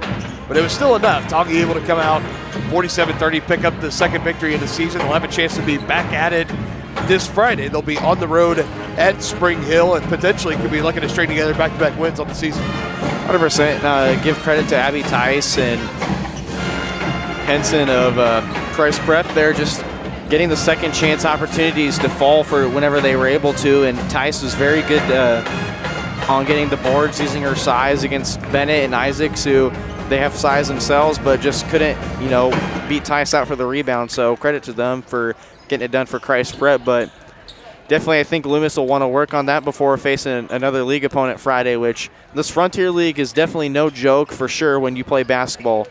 I mean, you saw it in football, obviously. There's a bunch of competition. I mean, the Chieftains had to claw and scratch their way in some of the games, but now with it being basketball season, there's still a lot of good athletes lingering that have played football, and now coming into basketball season, they're still just as competitive. Yeah. No doubt about it. And you want to pick up that win in league on Friday before you head into your tournament next week. Obviously, next week we're going to have our coverage all week long in the Tonganoxie Invitational Boys and Girls Varsity Basketball Tournament, so it's always big to pick up the win against Spring Hill, because then you never really know who you're going to be facing the next 3 games. After that, it's going to be a long week next week as well. And both teams will be guaranteed 3 games throughout the week. We'll have a little bit more on that later on here on Tonganoxie Sports Live. We're going to step aside for a moment. We're going to regroup, and we will come back with our pregame coverage before tip-off for the boys varsity game between the Chieftains and the Mavericks here on Tonganoxie Sports Live.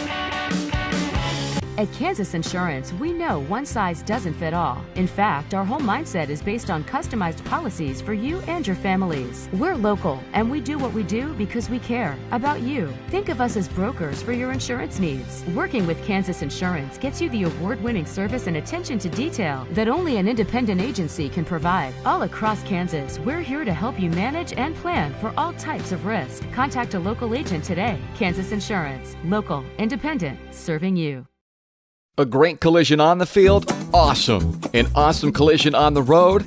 Not so great. If that bad play does come your way, take your car to S&S Body Shop in Tonganoxie. S&S has been the area's premier auto collision repair center since 1972, working on all makes and models, glass replacement, bumper repair, fiberglass and plastic, color matching, and more. Plus, they work with all insurance companies. Get your ride back in the game. Learn more at snsautoandbody.com or call 913-369-3193.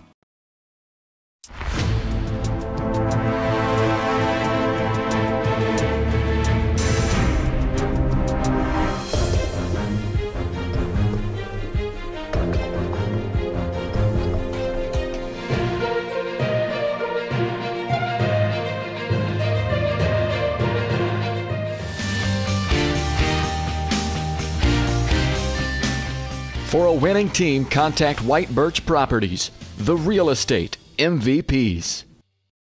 Shop local and save at Brothers Market in Tonganoxie, where we treat you like family. Brothers Market has great everyday deals throughout the store. Enjoy fresh cut steaks from the meat department, the freshest fruits and vegetables from the produce aisle, and savor the flavors from the bakery. Check out their weekly ad to get the best deals on what you need. From apples to aspirin, Cool Whip to cool crisp lettuce. Brothers Market, open daily. Learn more at shopbrothersmarket.com. First State Bank and Trust is with you wherever you are with complete online banking. Cheering on the Chieftains once again? Why not pay your bills online? Waiting on your kiddos to get out of school? Seems like a good time to make a transfer. Or how about making a deposit from here? Back in the gym for another night? Why not get an e-statement while you cheer on Tongi? And of course, at First State Bank and Trust, you can always bank from right here. Come on in and see us and get your very own Chieftain card. To learn more about all the great ways to bank with First State Bank and Trust, go to firststateks.com. Has your furnace left you out in the cold? Pipes plugged? Are you underwater with your water heater? If so, you'll be glad you called Ladd. Ladd Service Company in Tonganoxie has been your heating, cooling, and plumbing specialist since 1986. Ladd is your dealer for top quality brands like York, April Air, and Wolverine Brass. Plus, they maintain and service all other brands. Schedule your appointment by calling 913-369-3509. Visit laddserviceco.com to see why you'll be glad you called Ladd.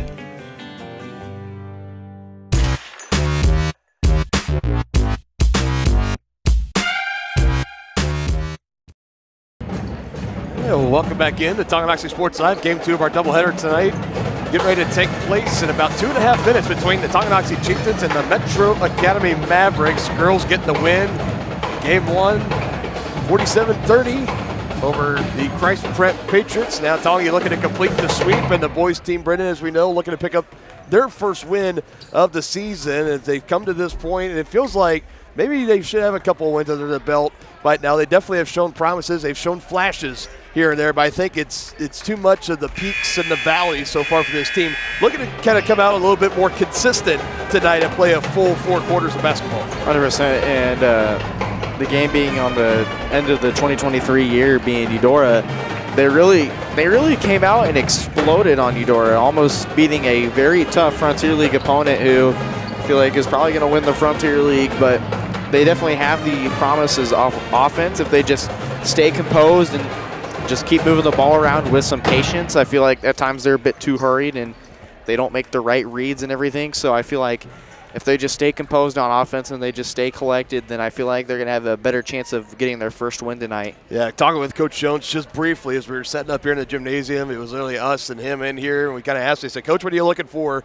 tonight to pick up that first win? He went through a laundry list of things, but most importantly, he highlighted, he said, the defense of the season. Everybody knows we can do it offensively. We've seen shooters like Alex Crowley. He went off in the last game, putting up 5 3-pointers against Ottawa. And Lachlan McRae closed out December on a really nice run against Eudora and against Baldwin on the road, and many others as well. But it's the defense that he wants to see tonight. He said, really looking at the tape, he said, on ball and off the ball defensively, we're just really poor. It's simply how he put it, and that they need to get better at it. And it's a good opportunity for them tonight to do it here against the Mavericks, another team that, again, they don't play a lot of similar teams. The only one common, like we said, was the Spring Hill Broncos. So that's really the only test that we can kind of look ahead and see of who they play. But nonetheless, it's going to be another great challenge for Coach Jones's squad. They're going to be looking out to compete and, again, pick up their first win of the season.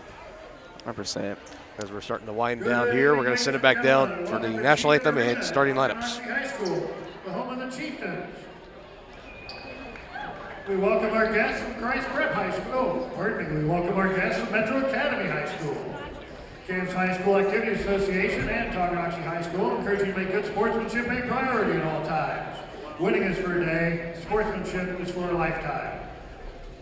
We invite you to remain seated at halftime of tonight's game for performance from our Chieftain Stars dance team.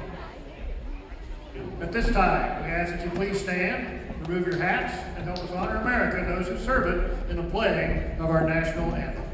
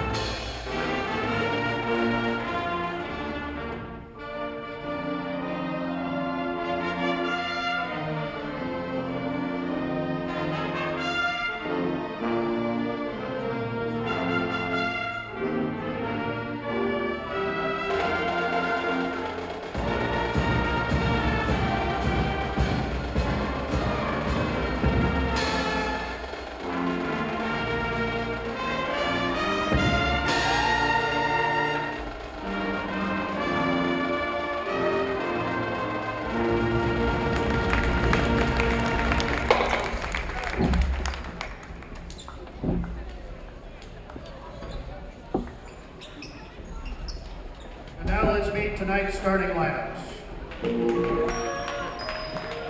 For Metro Academy, number 3, the 5'10" senior, Orlando Valencia.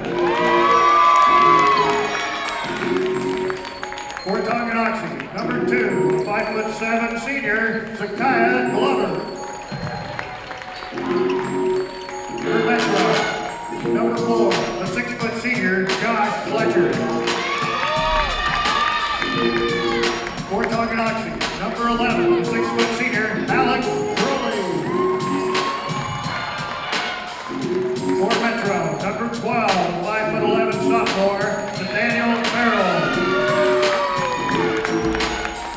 For Tonganoxie, number 13, the 6'1" junior, Noah Carlton. For Metro, number 23, the 6'3" junior, Jacob Robinson. For Tonganoxie, number 23, a 5'10" sophomore, Lachlan McCray. For Metro, number 35, a 6'3" junior, Aiden Kent. And for Tonganoxie, number 24, a 6' junior, Owen Schmidt. And coaches for this evening's game, for Metro, Robin Sullivan. For Tonganoxie, Bill Jones. Officials for this evening's game, Brett Lyman, Tom Drake, and Boschner Whitaker. All right, and again, ready for game 2 of our doubleheader. Chieftains getting ready to take on the Mavericks. He's starting 5 there. Glover, Crowley, Carlton, McGray, and Schmidt. For the Chieftains, Valencia, Fletcher, Farrell, Robinson, and Hayden.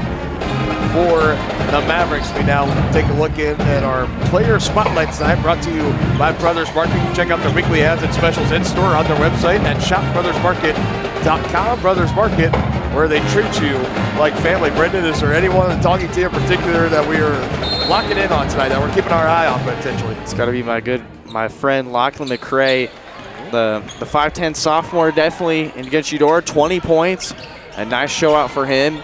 He's definitely been one of the more developing and promising players that Coach Jones is kind of developing throughout is going to be his 4 years of high school, so it'll be interesting to see how he matches up against this Metro Academy team who loves to shoot the ball. For Metro Academy, which I'll give one, it's going to be Nathaniel Farrell. He's definitely, the sophomore guard is definitely a very talented shooter. He loves to get the open looks, so it'll be interesting to see how he pairs up against this Chieftains team who they've, like you mentioned, they've kind of had a bit of issues with defense, but I'm hoping that Coach Jones will want them to lock it down tonight. Coming up short, first three-point attempt from Valencia, and the Chieftains trying to push it up, and McRae was wide open. It's just offline on the pass, so an early turnover here for the Chieftains and an empty possession. It's going to be one of the keys for the Chieftains here, just staying patient and not trying to rush anything on offense there. They did just that and forced a turnover, but I think the Chieftains need to be a bit more composed. Trying to go down low and wasn't ready for it. They were trying to go to Jacob Robinson, number 23. And so both teams giving the ball to each other, so no harm, no foul on the first turnover for Tonganoxie. You'll see Metro Academy several times. They're a very prominent competitor in the invitational tournament, so you'll see them a lot every season. But I think Coach Sullivan wants to. Coach Sullivan's the kind of coach that likes to let them play ball a little bit. And that was a great box out on Owen Schmidt. They're going to get the foul on Robinson as he tried to reach behind and around him. And over the back, essentially. That was great positioning on Owen Schmidt, though, first-year starter. And Coach Jones' squad. You kind of saw Owen Schmidt, you know, whenever Chieftains are up or down a little bit and to let him play on. Definitely a great competitor and had some talent that definitely had some starting potential to him. So it's nice to see him getting that starting treatment. First one his junior year. Fall for Crowley, but a rebound by Carlton. They quickly go down low to Schmidt with the right hand. Can't finish. Glover fighting for the third chance, but it's going to stay down here with Tongi. You heard the bench get excited. That's definitely the kind of energy the Chieftains need to bring against this Mavericks team. Just staying with the ball, not losing sight of it, and just winning the rebounding. Catch and shoot just a little offline for Owen Schmidt. Had the right idea on the inbounds from Zakiah Glover, just can't finish. And I'm sure the Chieftains would love to have a chance at a basket with the three or four chances that they were given to. So I think definitely on their end, it's exciting to see that, you know, they have those chances available to them, but just hoping they would have came in with 2 points there. Contact in the lane. They're going to get it on Zakiah Glover on the drive-in. And the Metro Academy, it's Farrell, number 12. For our first free throws of the game. Glover a little hunched over right in front of the Tongi bench. As Cater Albert's going to be checking in here, and Glover's going to come out, maybe taking that shot to the midsection. Gonna need a little extra time to try to shake that one off.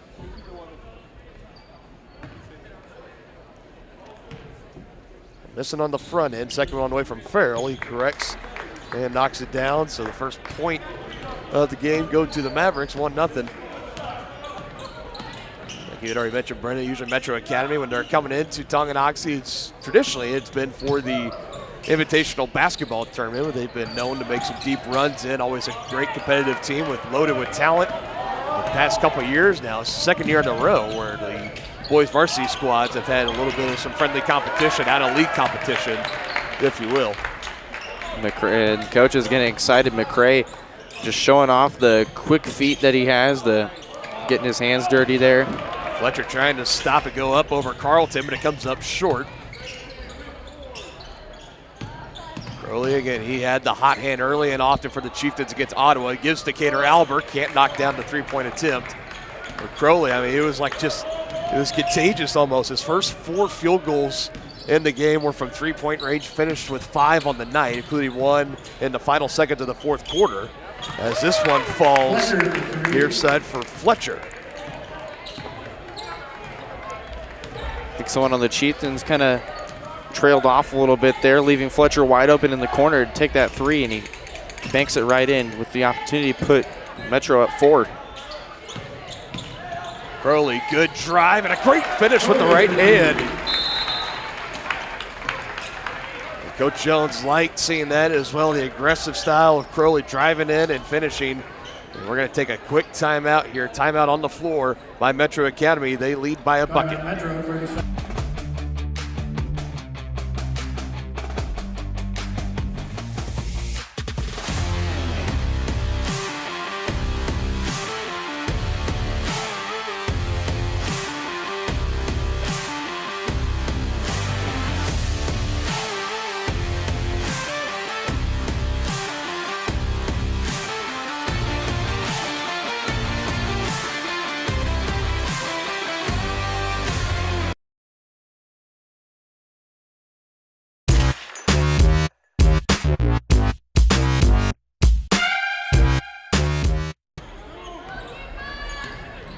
Mavericks back on the attack. This is Valencia with it. Gives it to the right side of Robinson and a handoff to Farrell. We have a first substitution for the Mavericks in number 11, Tyler McCurley.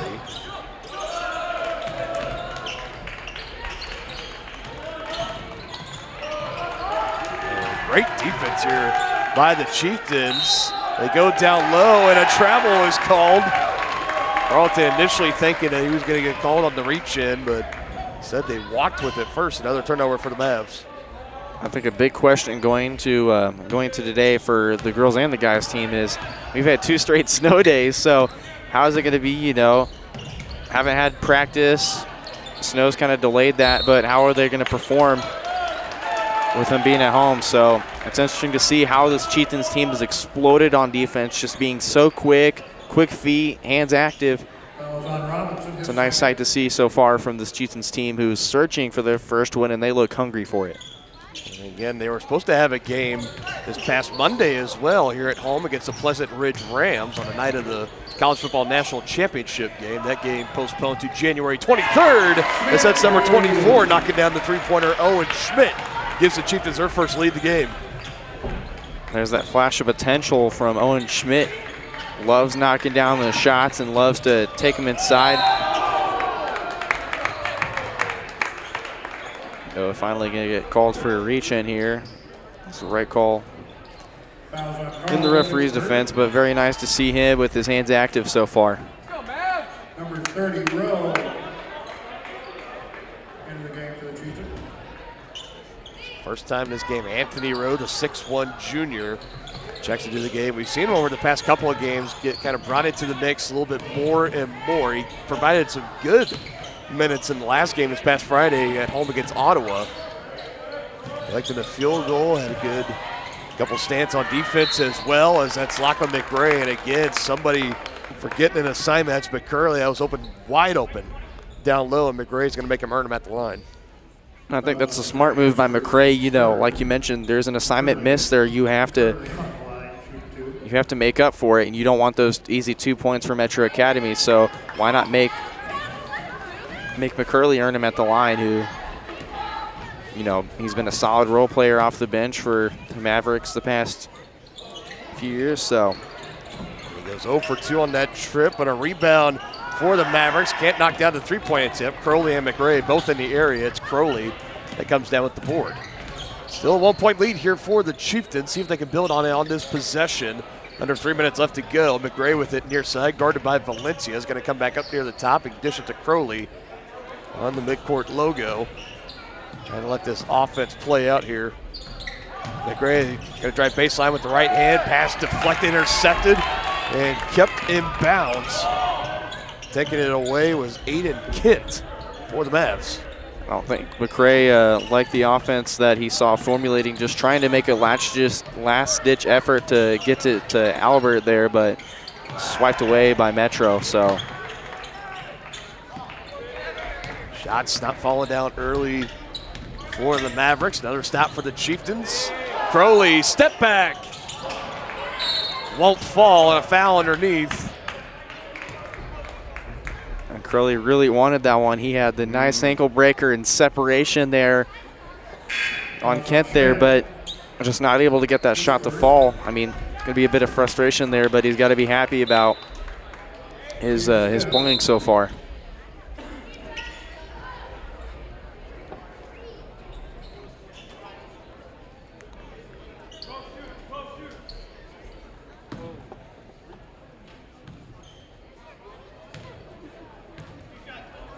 I think there's a foul call late. That's the 15th foul for Tonganoxie. It's going to put Metro Academy in the 2-shot bonus for this remaining 2 minutes, 11 seconds. I wonder if they're giving it to Crowley for kind of putting his shoulder in a little bit on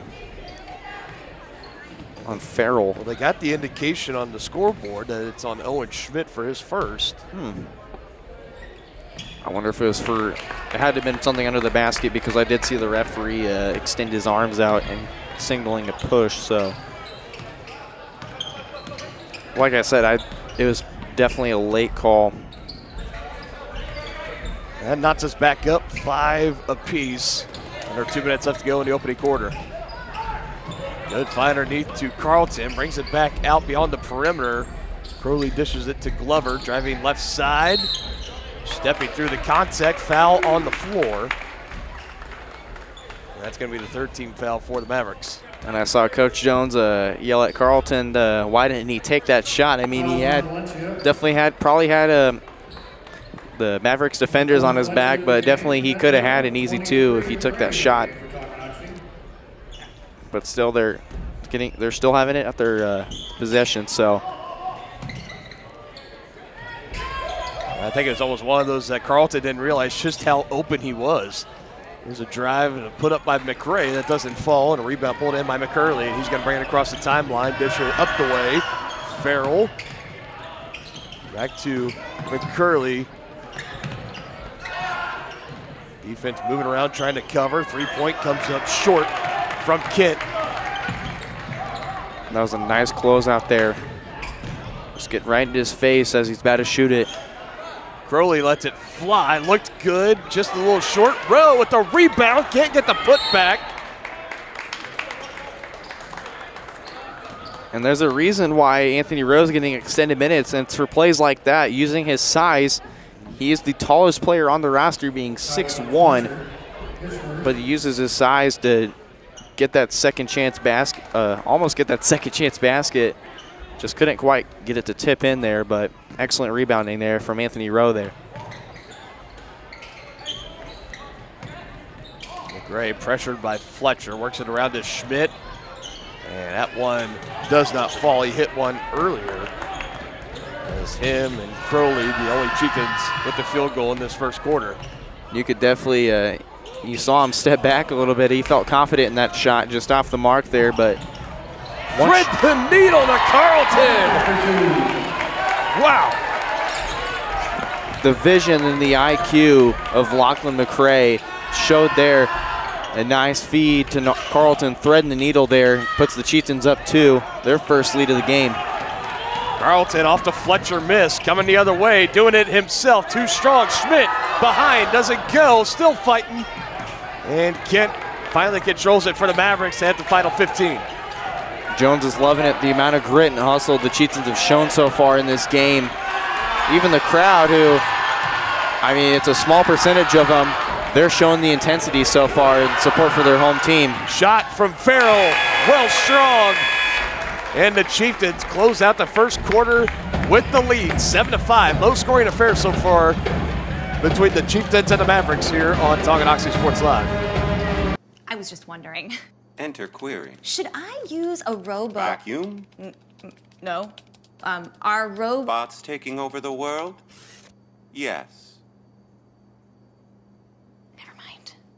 Sometimes humans are just more helpful. Unlike a robo-advisor, we can put together a personalized plan. Farm Bureau Financial Services. It's your future. Let's protect it. Contact Farm Bureau agents Tex Vandervoort and Jerry Sanders in Tonganoxie today.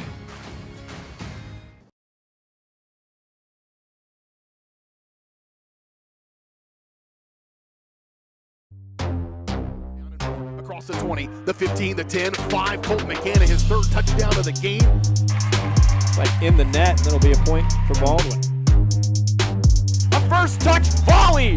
The substituted forward across the goal line. Touchdown, Trojan. At an opening on the near side, is he going to take it? Yes, he is. Kaplinger will take it to the house.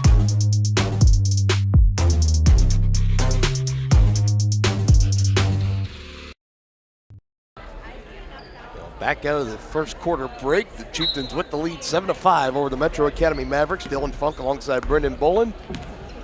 Low scoring affair in that first quarter, but like we had mentioned during the SS Body pregame show, that defense was a key focus point for this Chieftain team moving into this one, said by Coach Jones, and they showed a lot. There was a lot of good movement and a lot good recovery by the defense, as this is a Academy player falling down, hitting the head hard, hitting face first down to McCurley.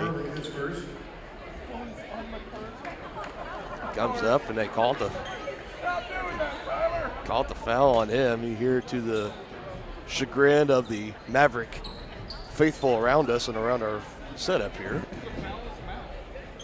He definitely hit the court hard there. I think him and I think it looked like Schmidt there kind of tangled up a little bit there as Albert was trying to get that bounce pass off inside. Chieftains will stay with it here.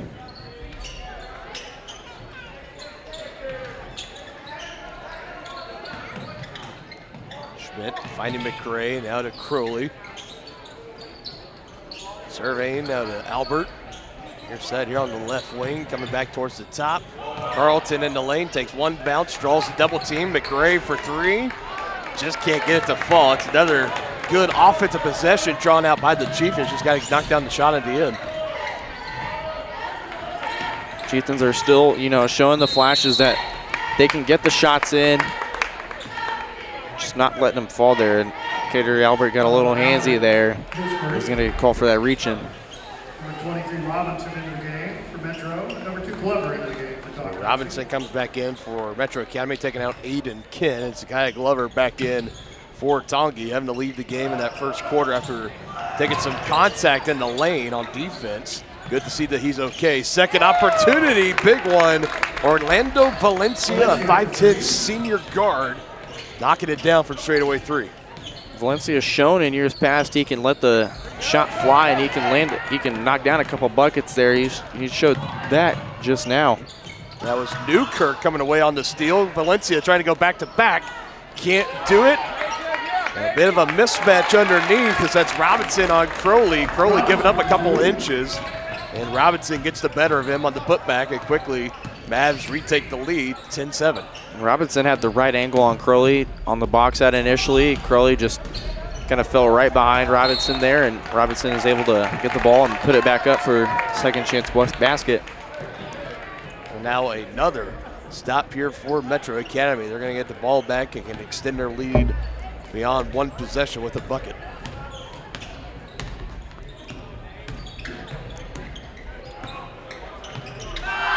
Tad behind on that trap. Another three from Valencia does not fall. Chieftains pushing the tempo. And again, it's Carlton. Hits hard contact on the stanchion. And did we have a foul call? I think yes, we did. Big one there. Noah Carlton, a chance to cap off the three-point play. It's been working so well. Just the Chieftains, the high IQ passing, just if they have to take the deep shot, they will. Just threading the needle and just finding the easy baskets whenever they can come across them. This game low scoring. It's been heavily contested. Had 4 lead changes so far in this one.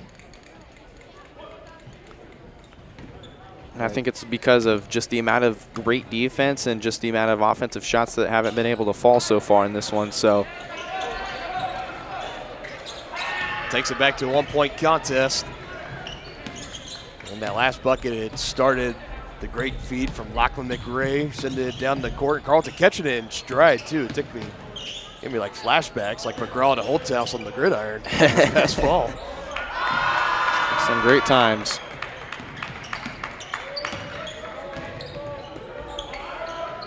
Check out three is good for Farrell.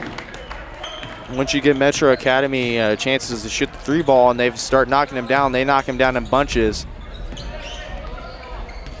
Shown that every year Chieftains have played them so far, and now showing it right now here, just giving the Chieftains a little preview of what they can bring in the tournament. McRae stops, good poise. Lachlan McRae and able to handle it and put it up, take it back one possession. And he did a nice job of creating separation down low, making moves, and letting the defender question what he's going to do next. And when it rains, it pours. Three-pointer falls for Kent. Fourth three-pointer of the game for the Mavericks, and a timeout by Tonganoxie. Back down by 5, 16-11, 4:42 mark of quarter number 2. First State Bank and Trust is with you wherever you are with complete online banking. Cheering on the Chieftains once again? Why not pay your bills online? Waiting on your kiddos to get out of school? Seems like a good time to make a transfer. Or how about making a deposit from here? Back in the gym for another night? Why not get an e-statement while you cheer on Tongi? And of course, at First State Bank and Trust, you can always bank from right here. Come on in and see us and get your very own Chieftain card. To learn more about all the great ways to bank with First State Bank and Trust, go to firststateks.com. Hey folks, save $1,000 on your interior painting project this winter. Hire Absolute Painting during November through February and qualify for 10% off your project, a free paint upgrade, and a free color consultation to make sure you choose the perfect colors to transform your home. This amazing offer only lasts until our winter calendar is booked and spots are filling up fast. Call now and save $1,000 on your interior project. No money down, affordable monthly payment options are available. This offer won't last long, so call now to save $1,000 on your interior project with Absolute Painting, where quality is absolute.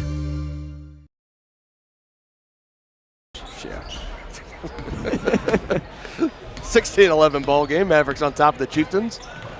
Sharing a laugh with me. That was Brendan Bolin. I'm Dylan Funk.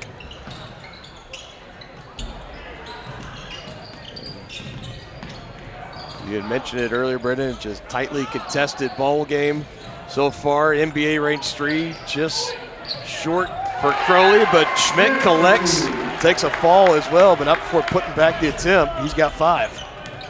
He's the lead scorer right now for Tongi. Schmidt's been resilient so far. He's not back down from contact, just willing to take the inside shots. He's missed his first 2, but initially he finally gets that one there. He's got 5 on the game so far, I believe. Yeah, 5. Good extra pass contested out to earn him at the line. That should be the second foul of the game on Owen. And I think the one thing that's costing the Chieftains a bit of points is the amount of missed assignments on defense. And Coach Jones talked to earlier saying we've got to be better on defense. It's a little. 25 leads into the game for Metro. It's been a little iffy so far, but I believe that it's got to get better and tighten down in the second half as missing assignments have led to points so far. Well, he specifically mentioned off ball is where they needed to improve the most, kind of filling in those gaps. People are in transition.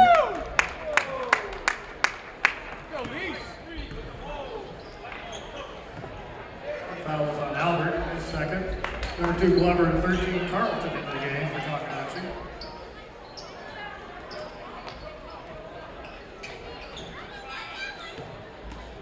Second foul of the game for Cater Albert. We'll keep it down here. Inbounds looming. Or the Mavericks got to get in quickly, and they do as Valencia collects.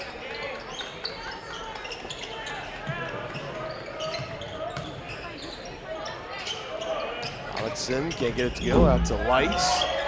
Poked loose, and Lachlan McRae comes away with it. Chieftains with numbers. It's Glover right now, and blocked. Oof. Clean block as well by Robinson, who deflects it off of Crowley. Bang, bang play there near the baseline, and it'll be Maverick basketball after all that. Mavericks haven't been the greatest so far on the interior. Obviously, 4 threes made so far in this game.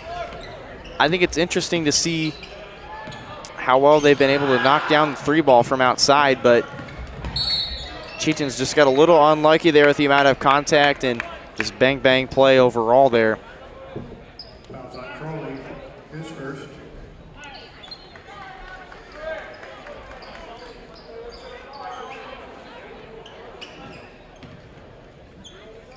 Four team fouls for Tonganoxie in this quarter, 2 for Metro Academy.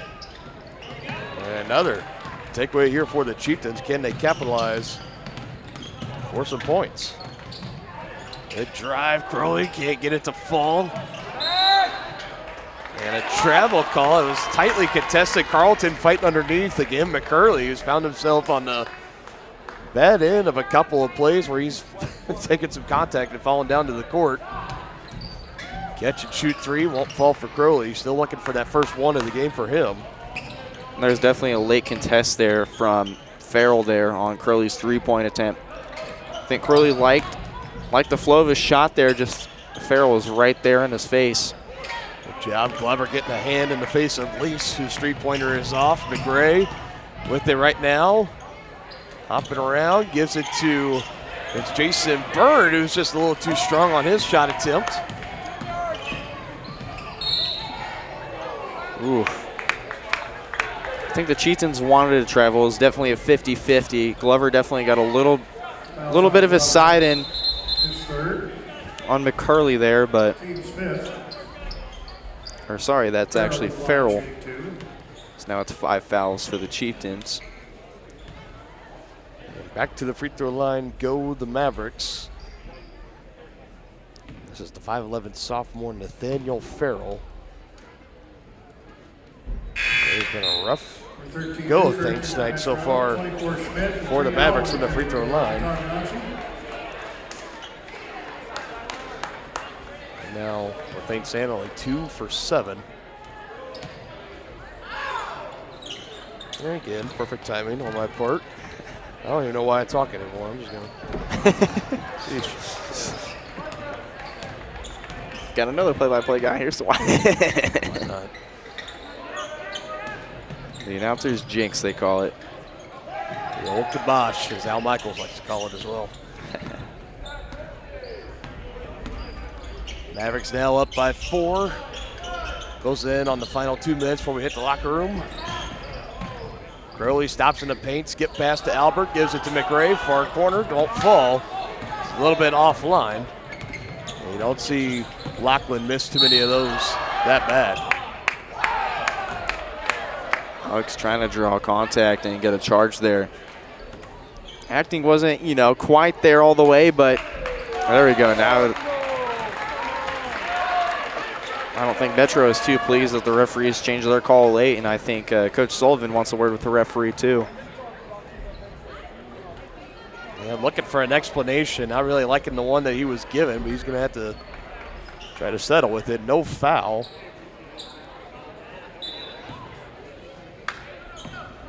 Chieftains get a little bit of a break here, but can they capitalize on it though? And it's been a slow start offensively tonight, only 13 points to show for. So we're closing in under 2 minutes before halftime. They definitely have found the chances. There's definitely been some open shots that they wish they would have capitalized on, a couple plays that, maybe could have resulted in points, but it just didn't work out the way they wanted to. But I think the Chieftains are still resilient and hungry and trying to find opportunities to score here. Just haven't been lucky with it. Another rebound and put back for Owen Schmidt. Been calling his name a lot here in the first half. Now with 7, leading the scoring tonight for Tonganoxie. Takes it back to a 2-point game. And it speaks volumes, the leap he's taken from his sophomore year, just coming off the bench, getting a few minutes per game, to now starting in his junior year with a lot of dropout. The Chieftains basketball team, uncertainty of the roster. You had Caleb Clark and Brandon Wilson graduate last year. You'd have Alex Crowley, Cater Albert come in, Sky Glover as well, not to mention. But just juniors through freshmen was the big question mark. And Owen Schmidt, you knew he was probably going to return, but at what capacity? And now him starting, he's taking a big leap, and it's showing here. He's got 7 on the night so far. Unfortunately for Schmidt, just picked up his 3rd foul of the game, so he's done for, presumably done, I would assume, here for the remaining about minute or so of the second quarter, and maybe even a little bit in the early parts of the third quarter. We'll see how Coach Jones wants to attack things after they come out of the locker room at halftime. Three-pointer could tie it. They go underneath. Carlton with the pass, entry pass from Jason Byrne as he's fouled. He'll have a chance at the line. Only the second trip to the free throw line tonight for Tonganoxie. I swear we've seen Carlton, right place, right time, just finding the open opportunities and open spots in the Mavericks defense to just try and get a shot up on him. And it's been working so far for him. Carlton so far 0 for 2 at the free throw line tonight, trying to correct here, take it back to a 2-point contest. If you're the Chieftains, just get a If Carlton doesn't make this, or if he gets a make, just get a quick stop here. Of course, I jinx him there. Just stop him quick here. Although Metro, I'd assume they'd want to chew out the remainder of this clock. Just stop him here and then try and get a quick basket here. You're down a possession and going into half. You can definitely tighten up things in the second half. So I say just keep your mentality focused on right now. Nice defensive effort there by Cater Albert, and it's going to go the Chieftains' way there. Takes a last-second deflection off the knee shin area of Orlando Valencia. It rolls out of bounds, and give credit to Cater Albert. Indeed, great defensive effort. It's going to earn the Chieftains a possession here. 19.4 seconds to work with. Although the off-ball defensively hasn't been the greatest, on ball, the Chieftains have been stellar, just being so active and just the way they just carry themselves and see the court. Just the off-ball's got to tighten down here in the second half. Crowley short, McRae got it. Got to go quick. Good if it goes. Ooh. Just offline for Crowley. Hasn't seen one fall from three yet. He will keep firing in the second half, no doubt about it. 18-15 Mavericks leading the Chieftains. Low-scoring affair, but tightly contested nonetheless. And we'll be back with the White Birch Property Realty Executives halftime show after this on your home for Chieftain Athletics, Tonganoxie Sports Live. Midwest Chiropractic Center is a friendly and caring clinic providing comprehensive care for your chiropractic, rehabilitative, and fitness needs. Upon entering one of our offices, you are treated like family. The staff cares about your health, and their approach to care proves it. With 3 locations in Tonganoxie, Lansing, and Bonner Springs, plus some Saturday hours, Midwest Chiropractic Center is dedicated to offering affordable, gentle chiropractic care. Midwest Chiropractic Center, getting you back to active. The same look and location of a classic drugstore with the services and supplies of a modern pharmacy. That's what you'll find at the Downtown Drug Store in Tonganoxie. Of course, Downtown Drug is the local choice for your prescriptions and health needs, but did you know they have the best selection of Tonganoxie Pride and Chieftain Game Day gear in town? And a whole lot more. Cards, gifts, home decor, and even the best way to satisfy that sweet tooth. The Downtown Drug Store. Call 913-369-3800 or visit them online at thedowntowndrugstore.com. The Tonganoxie Recreation Commission is committed to creating community through parks, people, and programs. And now, with their all-new activity center, the Tonganoxie Rec Commission can do even more. Tongi Rec understands the benefits reaped through recreation are endless. Tongi Rec has a long list of classes, activities, and programs for the young and young at heart. For program pricing and schedules, call 913-845-3502. Visit them at the all-new activity center at the Tonganoxie High West campus or go to tongirec.org. Whether you're an athlete looking to get back for another big win or you're just trying to win at life, Dr. Adam Ludwin at Win Chiropractic and Sports Therapy can get you back in the game. Dr. Adam has the tools and skills to have you feeling your best in no time with chiropractic adjustment, physical therapy, cupping, taping, muscle scraping, on-site x-ray, and more. Lose the pain and win the day at Win Chiropractic and Sports Therapy, now open in Tonganoxie. Book online at winchiropracticst.com or call 913-214-1020. I didn't know what a derecho was. Didn't know that kind of storm existed. I didn't worry a bit about my coverage. It did not let me down. I was not caught blindsided. The secret is to have an agent that gets you insured for your needs. If you don't have Farm Bureau, you don't have good insurance. Contact Farm Bureau agents Tex Vandervoort and Jerry Sanders in Tonganoxie today.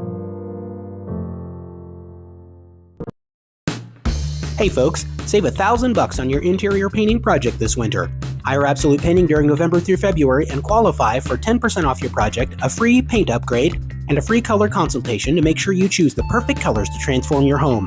This amazing offer only lasts until our winter calendar is booked and spots are filling up fast. Call now and save $1,000 on your interior project. No money down, affordable monthly payment options are available. This offer won't last long, so call now to save $1,000 on your interior project with Absolute Painting, where quality is absolute.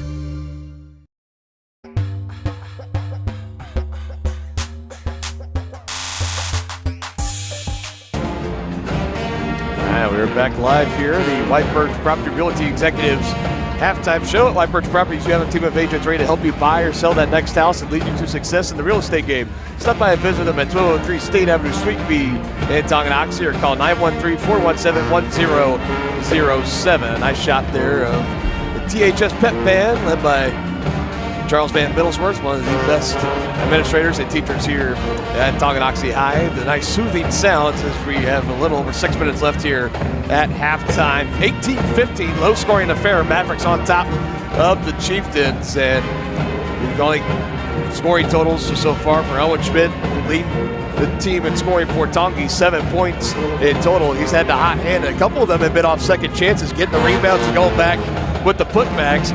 On the other side of that coin, though, he picked up 3 fouls, so who knows when we'll see him at the start of the third quarter, or if Coach Jones will hold on to him maybe till later in the third quarter. But he's having a break, his first real true. I should say his first real true. He's had some good games here this season, but he's having a little bit of a breakout night tonight, wouldn't you say? Yeah, 100%. Shout out Owen. Definitely a great friend of mine who definitely deserves the game he's having so far. Just offensively, he's really not backing down from the pressure inside that Metro has been giving him. Although defensively, like you mentioned, he's got 3 fouls, so he's got to be a little careful there. I think we will still see him at the start of the third quarter, but just got to be a little more careful. But I don't think his bold play so far is going to stop him from having the game he's having so far. And so on the other side, defensively for the Chieftains, we've known that Coach Jones wanted to see an improvement there, especially on off-the-ball protection. We saw a couple of blown assignments earlier that led to some fouls for the Chieftains, sending the Mavericks to the line, although Metro Academy haven't had the best night shooting from the free throw line, well below 50%, so they've left some points there on the court. So, they're sitting there right now saying, hey, if we capitalize on that, this is more than just a one-possession game. They've missed some open shots, too, but they've also been jacking up some low-percentage shots, and if you're the Chieftain defense and the Chieftain team, I think you're going to be okay with them. They're going to just keep firing those up, and they're going to keep missing. I think you're okay with that. 100%, and I feel like if you're Coach Jones, maybe you want to switch to a 2-3, limit the amount of shots they have outside, make them work inside. They haven't been really forcing the ball inside or capitalizing inside, so why not hit 2 birds with 1 stone? If you kind of force them to shoot the ball and not take those high percentage shots where they've been making outside, but also make them uncomfortable by going inside. They don't have a lot of size to possess, so if you kill 2 birds with 1 stone, definitely that'll limit the amount of points that Metro could score. And the Chieftains have had flashes offensively, so I feel like if you're just able to limit the amount of shots they have on defensively and offensively, just get points to capitalize and fall, which hopefully the Chieftains will have in the second half. I think that'll be the keys to success if you're Coach Jones and the Chieftains. Yeah, really offensively, it's just a matter of trying to I feel like this is almost a similar conversation we have almost at every halftime show this season. They start off slow in the first half outside of the game against Ottawa. They really got going, but it seems like they're a third quarter team. I don't know if it's the words of Coach Jones and the rest of the coaching staff that gets them up and going, but this is still anybody's ball game right now and a prime opportunity. They saw themselves almost at this exact point this past Friday against Ottawa. Coming out, they got off to a big run, and after that, they faded it away. So how did they come out offensively in this second half and try to close this one-possession gap and eventually hold on to win their first game of the year against the Mavericks? I think the number one thing that I keep saying every time to you is they just got to be patient. They can't rush anything. Obviously, it caused a few turnovers to start out the game in the first quarter, so just being patient and reading what Metro gives you and kind of just attacking the offense based off that way, and just don't play so hurried. I think the amount of patient attempts they've had with offensively, that's turned into points. It's definitely worked out for them. And then number 2, if you're feeling in a groove, then just let it keep firing. I know they say that about gambling, but if you're feeling in the groove offensively, then just keep letting it fly. I know you saw Alex Curley against Ottawa hit 5 threes, 4 in the third quarter, if I'm not mistaken. 4 in the first half. 4 in the first half, yeah. He came out and hit one right at the start of the third quarter as well. If you're feeling good, then just keep letting it go, and then also make them pay inside. They haven't been much pressured inside, and they've done such a good job of thread the needle. You saw Noah Carlton kind of get fed the ball a couple times inside the paint and score up there, and then also Owen Schmidt also just backing down with the post hooks and just everything he's been doing inside has been working so well for this Chieftains team. So I think 2 big things I have is just being patient and let the inside shots come to him. And we'll see how they correct on that moving forward. Just under a minute and a half until the start of the third quarter. And we're not going to step aside for a commercial break. What I actually want to do right now, and it's a little bit late due. We were supposed to do this last Friday, but we do want to send out our congratulations to Colton Brusman. And again, all the accolades for the football team. They've been coming out one by one. Also a shout out to Jackson McWilliams. He got a commitment to Missouri Western. He's now at Griffin moving forward. So congrats to him and among everybody, but specifically Colton Brusman selected to represent the East team in the 51st annual Kansas Shrine Bowl at running back. The all-time leading rusher for the Tonganoxie Chieftains gets the nod, and that's a high honor. That means Coach Troyer, out of all of the players that they had, elected Colton Brusman, because they can only elect one per team to represent their team and their side of the state at the Shrine Bowl. And Colton Brusman getting the nod, and none better than him. You know, back-to-back 1,000-yard seasons was a big driving force for him this past year, going all the way to the sub-state championship game. And we just want to say congratulations to Colton, and hopefully this upcoming week during the Tonky tournament we can snag him one time and get him on here for an interview. You also forgot Coach Troyer actually being selected on the coaching staff for the Shrine Bowl. That's right. Yes. Big congratulations to him too. If you listen to my podcast, T-Town Talk, I'm going to get both of them on Thursday, or the episode will air Friday at 7 a.m., so tune into that. So T-Town Talk with Brendan Bolin. kind of been slow since we haven't had school much. I haven't been in the studio recording, so actually one update about T-Town Talk. Here in the next week or 2 or 3, I believe, we're going to add a video aspect to it. There's going to be a full recording with you can see inside the studio and kind of see our faces talk. So I'm excited about that and what we're going to do with the podcast. It's only up from here, I guess. So I'm excited to add the video aspect to it, kind of give it like an Impulsive or a New Heights aspect to it with the video recording. So tune in for that. Yep. Look out, Kelsey Brothers. You guys got competition right in the heartland here in Tonganoxie. So we start this third quarter. It's a travel for the Mavericks. Gives the ball right back to Tonganoxie. Still anybody ball game right now, 18-15. Chieftains trying to come back in this one. Crowley letting it roll well up past the timeline. Gives to Glover. Good way to save a couple of seconds you might need later. Who knows? Also do want to point out that our episode actually has been really popular among my school. I know Eastus talked to me about it. He said our Tongi Mount Rushmore definitely was probably the favorite aspect of our episode, and I've heard that from about everybody that I've talked to. So you're definitely becoming more of a celebrity too, Dylan, I'd say. Man. This one is thrown away. Mavericks coming back the other way with this is Farrell. A little loop around and kick out McCurley. Crowley hits the deck, no whistle though. Valencia lets it fly for 3, can't get it to go. Try to get his own rebound, but Crowley is right there. Also forgot to mention the other guest alongside Colton Brusman and Coach Troyer is going to be, saw him early in the girls game. Mitch Loomis will be our other special guest on the podcast, so excited to bring him in and talk about, his coaching accolades, whether it be, girls basketball and also the baseball team. So, like I mentioned, one of the great faculty members we have here, not just as a groundskeeper, but also a person to talk to. So I'm excited to have him on. Should be a great episode again coming out this Thursday. So tomorrow? Friday. Recording tomorrow. Yeah. Recording tomorrow, coming out Friday. Again, that's T-Town Talk with Brendan Bolin. You can get it on Spotify for podcasters. Looks to be both offenses kind of just slow to get back in the groove. Gimme on the inside, missed by Robinson. He's going to wish he had that one back. Contested nonetheless. I think you could say that about both teams, honestly, just especially the Chieftains with the amount of good looks they've had, just not being able to cash in.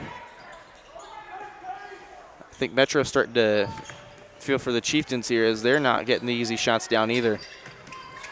Schmidt driving baseline, late kick out to McRae. He runs and kisses it off the glass from the left side. Schmidt is a little scary, the late kick out, but it was the right decision after all because McRae is right there to just kind of see that Metro is so focused on that side. They didn't see McCray on the opposite side. He kind of just drives in and gets the easy 2 off the glass. Robinson can't go through the double team second effort. It went right over to Lease, and he's fouled. So he will have 2 free throws coming his way. So now the 7th trip on the night to the free throw line for the Mavericks, only 2 for the Chieftains.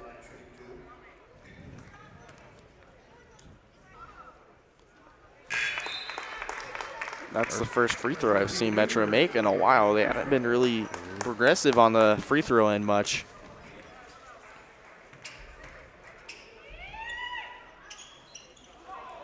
Kind of circles out there a little bit. And ask the Carlton to be right there to board that.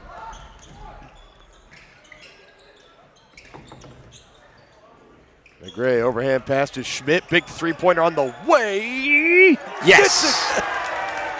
Big fist pump from Owen. Love seeing that go down. He's in double figures with 10. And his second from three-point range gives the Chieftains back the lead, 2019. I think my Keys are coming alive in this third quarter. Trying to answer, but can't do it. Lease again is fouled, and he will go to the line, get the rebound off the Farrell miss from 3. And that right there is all about positioning there. Nice job by Lease to kind of just be at the right spot, kind of on that block there. Just get that easy board and then have to be fouled because Chieftains had nobody covering him or boxing out on him. So credit to Lease, and he's got 2 shots on the line here. And 1 for 2 on his last trip just a few moments ago. Knocks the front end down here.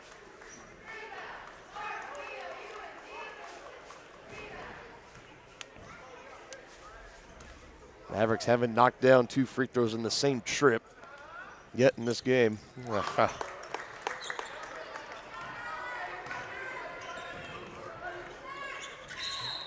So Lease making 3 of his last 4, and near the baseline it goes. It's a turnover. Back over to the Mavericks. I know McCray is going to want that back. Just had his foot right there in the baseline. That spatial awareness, especially when you get to those corners and stuff, it can be tough at times. This red really pops out in the new court too, so. An offensive foul, as that was Robinson. A little bit out of control as he was backing down and bowling over the Chieftain defender. He picks up his 3rd of the game. Second time's a charm, ain't it, Alex Crowley? Kind of missed his first opportunity late in the second quarter. He finally gets the charge call he was looking for. I was going to say about this new court, the only thing that they've really redone is the lettering for each baseline of the court. It's kind of a more yellow color if you didn't tell last year. Yeah, I did see that last year, and even a little bit of the white outline around the tee of midcourt. I always saw that, but I was just like, maybe just that new court effect. I'm not sure. No, it was kind of a process in the way they layered things, and they didn't do it right. So I don't mean to harp on the construction workers here. They did a phenomenal job with this gym. Phenomenal, yep, and this whole new wing that they've added on here at the high school. Just one hiccup, though, that was easily fixed during the summer. So nice to see the white kind of glimmer through, and there's a 3-point there. Splash down for Newkirk. Or no, I think I heard it was a 2. Yeah, it was a 2. About as long of a 2 as you can knock down on the basketball court. And the Chieftains give it up again as Carlton couldn't handle it from McRae. Here come the Mavericks. It took the Mavericks a minute to get it because it was pinballed around off 3 different Mavericks there, but finally one of them was able to bring it down. Newkirk. And off to Farrell, down low Robinson, out to McCurley. High arcing 3, well short. And they're going to give the foul to Carlton. Oh, man. He was trying to box his man out. A little bit of Michael Orr in it there. It was time for him to get on the bus, coach, and go home, but man, I'm not sure about it. I think Coach Jones wants to talk things over, too, especially with the referee. He's a little furious there. Coach Jones can't believe it. He's like, what is going on here? Not liking that call. Carlton picking up his second foul of the game. Timeout on the floor. Mavericks with possession, up 4 over the Chieftains, 2:59 mark of quarter number 3. Whether you're an athlete looking to get back for another big win or you're just trying to win at life, Dr. Adam Ludwin at Win Chiropractic and Sports Therapy can get you back in the game. Dr. Adam has the tools and skills to have you feeling your best in no time with chiropractic adjustment, physical therapy, cupping, taping, muscle scraping, on-site x-ray, and more. Lose the pain and win the day at Win Chiropractic and Sports Therapy, now open in Tonganoxie. Book online at winchiropracticst.com or call 913-214-1020. Transform the look and feel of your home with the perfect flooring from Midwest Carpet Center in downtown Tonganoxie. Discover a world of exquisite carpets, stunning hardwoods, and luxurious vinyl. With over 20 years of trusted service, they are your local flooring experts. And they're so much more than just carpet. Shop a variety of styles from quality brands like Shaw, Anderson Tuftex, Hortec, and so much more. From cozy living rooms to elegant bedrooms, sleek kitchens to stunning baths, you'll find it all at Midwest Carpet Center. Explore online at MidwestCarpetCenter.com. So out of the timeout, exchange for Coach Jones and the referee extending well into the break. So he's asking for an explanation on the second foul of the game for Noah Carlton. They hugged it out, made up, and we carry on here. Mavericks up by 4. Robinson down low, makes it 6. Nice job by Robinson, just not backing down from the contest that Carlton was giving him. Just able to put a body into him and post him up there and score 2. Crowley directing some traffic, hands to Schmidt, back to Crowley. Had some space, but holds off on firing from 3. Anthony Rowe back into the game for the Chieftains as well. They go down low to Schmidt on Robinson, back out McRae, catch and shoot. 3-pointer is good. And we're knotted up here. No? I thought we were knotted up there. Get a stop and one more, then be knotted up. Must have been reading it wrong. Newkirk trying to go back to back. No good. Lee's fighting for the rebound. And it'll be Chieftains basketball. It's a little nail biter there. I thought McRae touched it last there. I guess Newkirk touched it last. So now if the Chieftains score another 3 here, they'll be tied. Excuse my poor recognition there. We don't call you the second best color man in Tonganoxie Sports Live for nothing. Happens to the best of us, and that's another offensive foul here for the Chieftains. So that tie is going to have to hold off just a little longer, and that's the 4th foul of the game for Owen Schmidt. He's going to have to come out. Of course, we got the best color commentator right next to us there, Dennis Drennan, running the camera there. So been holding it down now in his 3rd year here at Tonganoxie Sports Live. So gracious of him to run the camera for us this evening. So that's the 9th turnover now for the Mavericks. Can the Chieftains capitalize on it with some points and make it hurt? Crowley, good drive, working it around McRae. He wants it. He gets it. Now we're tied at 26. Back threes for Lachlan McRae. Like I said during the break, if you're feeling good, why not just keep going with it? McRae doing just that. 2 straight threes for him. Back to Alex. Big one on the way is short. McRae trying to tip it out. Rowe as well. Albert controls, and the Chieftains having our chance. They look at Lachlan. He wants it. Lachlan wants it. I know he's feeling it. And in the wrong spot. Crowley was trying to give it to him. And it goes to Josie Eastis, the athletic director, definitely.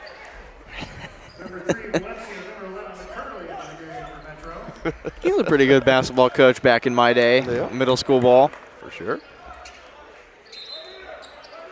45 deep into the game for Metro.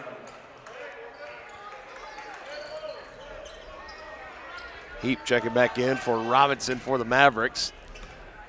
They've been getting a steady rotation in, trying to get some fresh legs out there on the court. Looking to retake the lead here under 25 seconds in the 3rd quarter. Okay, Metro's just going to hold this one out and kind of swing it around here. They'll make for an interesting 4th quarter here. We've got a ball game, folks. Farrell drived in and is fouled. I think, yep, Tongi's in disbelief there. Because that's Schmidt. Nope, they're going to call that on Carlton. His third, and it is his third.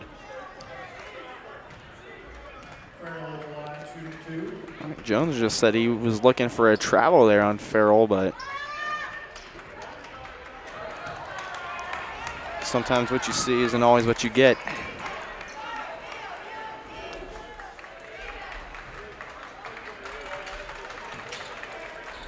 Three of 7 on the line tonight for Nathaniel Farrell.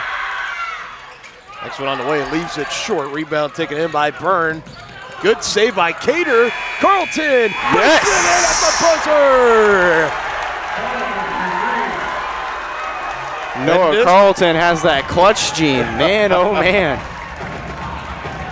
He's got that dog in him. And the Chieftains go to the fourth quarter with the lead thanks to a buzzer-beating 3 for Noah Carlton, our absolute play of the game so far without a doubt. And we'll be back for fourth quarter action here on Tonganoxie Sports Live. Has your furnace left you out in the cold? Pipes plugged? Are you underwater with your water heater? If so, you'll be glad you called Ladd. Ladd Service Company in Tonganoxie has been your heating, cooling, and plumbing specialist since 1986. Ladd is your dealer for top quality brands like York, Aprilaire, and Wolverine Brass. Plus, they maintain and service all other brands. Schedule your appointment by calling 913-369-3509. Visit laddserviceco.com to see why you'll be glad you called Ladd. The same look and location of a classic drugstore with the services and supplies of a modern pharmacy. That's what you'll find at the Downtown Drug Store in Tonganoxie. Of course, Downtown Drug is the local choice for your prescriptions and health needs, but did you know they have the best selection of Tonganoxie Pride and Chieftain Game Day gear in town? And a whole lot more. Cards, gifts, home decor, and even the best way to satisfy that sweet tooth. The Downtown Drug Store. Call 913-369-3800 or visit them online at thedowntowndrugstore.com. Here we go. It's a Noah Carlton buzzer-beating 3. That's how we wrapped up the third quarter. What does the fourth quarter have in store for us? Chieftains up by 3, looking for their first win of the season. Glover, ankle breaker, just a little short. Sent Valencia stumbling down. Just couldn't quite finish. Chieftains need to hone in here, though. The whole student section was at a loss for words. Mid-range for Robinson doesn't fall. Crowley collects. And Jones telling him slow it down a little bit and let's run it. You're up 3. You've got the 5th or 6th lead change of this game so far, so you're just looking for a win here. You just got to kind of slow down and let the offense come to you. There is no shot clock in high school ball, so definitely you could hold this on for 7 minutes and win. And a good dish. Glover picks the assist up for Carlton. He's been doing the scoring of late for Tongi. He's got 9 on the night. Newkirk 3 won't fall. And another rebound pulled in by Crowley. And definitely a little scary there, leaving Newkirk that wide open to take a 3. Chieftains are lucky he missed that one because Metro has been splashing 3s all day so far. You've got Schmidt and McRae each with 10 points. Carlton with 9. Crowley with 2 points. That's all the scoring production so far for Tonganoxie. Glover gives to Crowley. Stops at the elbow. Another good find to Carlton. He's going to dribble it out, though. Keep some time running. 3 on the way. Short for Crowley. And again, I don't know if Carlton was quite aware of how much space he had to work with. And there's a miscue there from the Mavericks. Robinson trying to go back to Valencia. It's well behind him. It goes out of bounds, and that's the 10th turnover of the game for the Mavericks. Only 5 I've counted so far tonight for Tongi.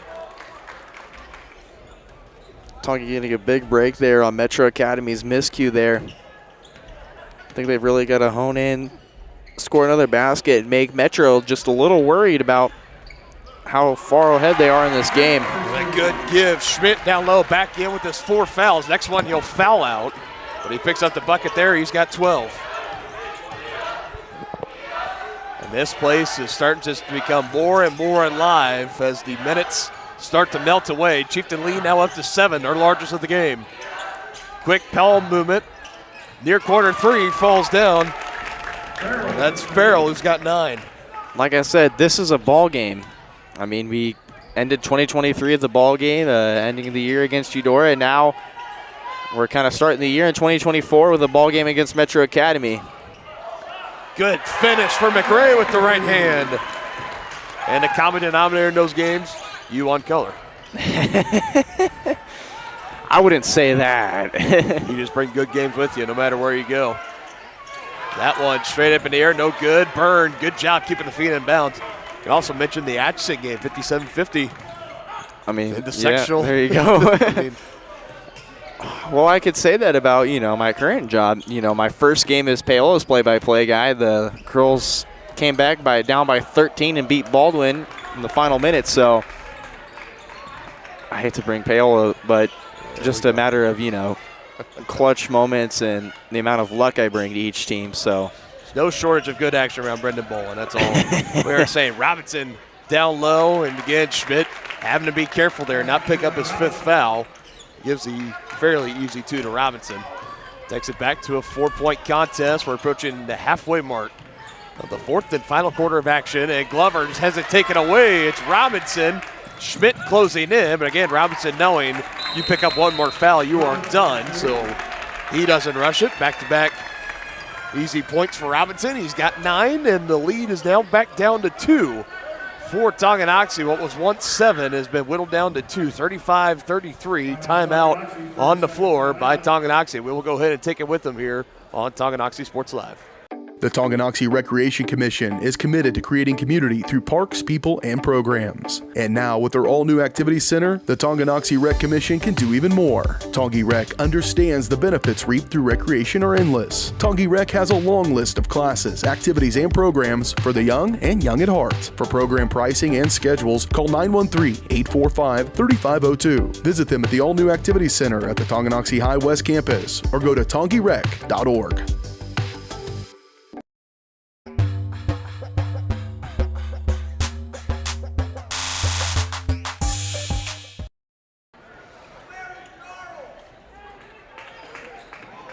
Mavericks still fighting hard in this one. Back to 2-point contest. Albert gives it right back to Crowley. He'll bring it across the timeline right as we hit the 4-minute mark. And the Chieftains now potentially closing in on their first win of the year, but they turn it over here, taken away from McRae. Mavericks can tie or take the lead with a bucket here. Good quick hands getting in the passing lane by Crowley, deflecting it near the Mavericks bench. You mentioned Crowley only having 2 points so far. Normally we'd see him in the double digits around where you'd see, Schmidt, Carlton, and McRae, but he's been such a good facilitator. I mean, he's had a lot of shots that just haven't gone in for him. Like McRae, he's just felt a lot of three-pointers that just haven't gone his way, but he's been such a good facilitator. So even if he doesn't feel proud about the amount of points he scored tonight, he definitely should feel proud of the involvement he still has in this team. And there you go. Poking it away, give it up to him. Now he's got 4 points. And like you were just mentioning there, while the point total might not be up as high as he would like it, he's been doing many other things that you won't necessarily see on the stat sheet. Great defense turning into offense. Oh, no. I think they're going to give that to Carlton. That's number 4. Nope. It's going to be McRae, number 4. So we've got about 2 or 3 Chieftains here in foul trouble. They're just a foul away from being taken out of the game here. So Crowley again takes it, runs it down. He's going to wait for some help. It's Carlton. Kemsoide and one. The bucket with the left hand.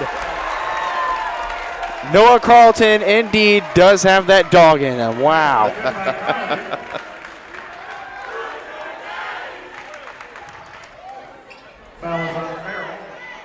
Very briefly, the Who's Your Daddy chants quickly shut down by the administrators over there, but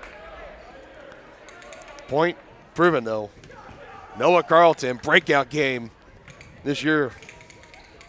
He's got 11. And it'll stay at 11. Rough night for him at the free throw line. I think that's the only thing. 0 for 4. He's been the only Chieftain to make any free throw attempts tonight. Acacia's been a little lenient this year, or they tried to at least, but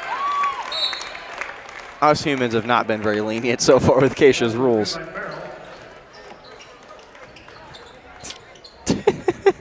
39-35. I'm sorry I put you in that spot. Bucket.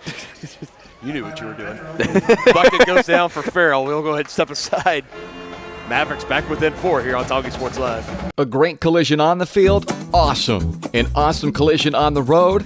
Not so great. If that bad play does come your way, take your car to S&S Body Shop in Tonganoxie. S&S has been the area's premier auto collision repair center since 1972, working on all makes and models, glass replacement, bumper repair, fiberglass and plastic, color matching, and more. Plus, they work with all insurance companies. Get your ride back in the game. Learn more at snsautoandbody.com or call 913-369-3193.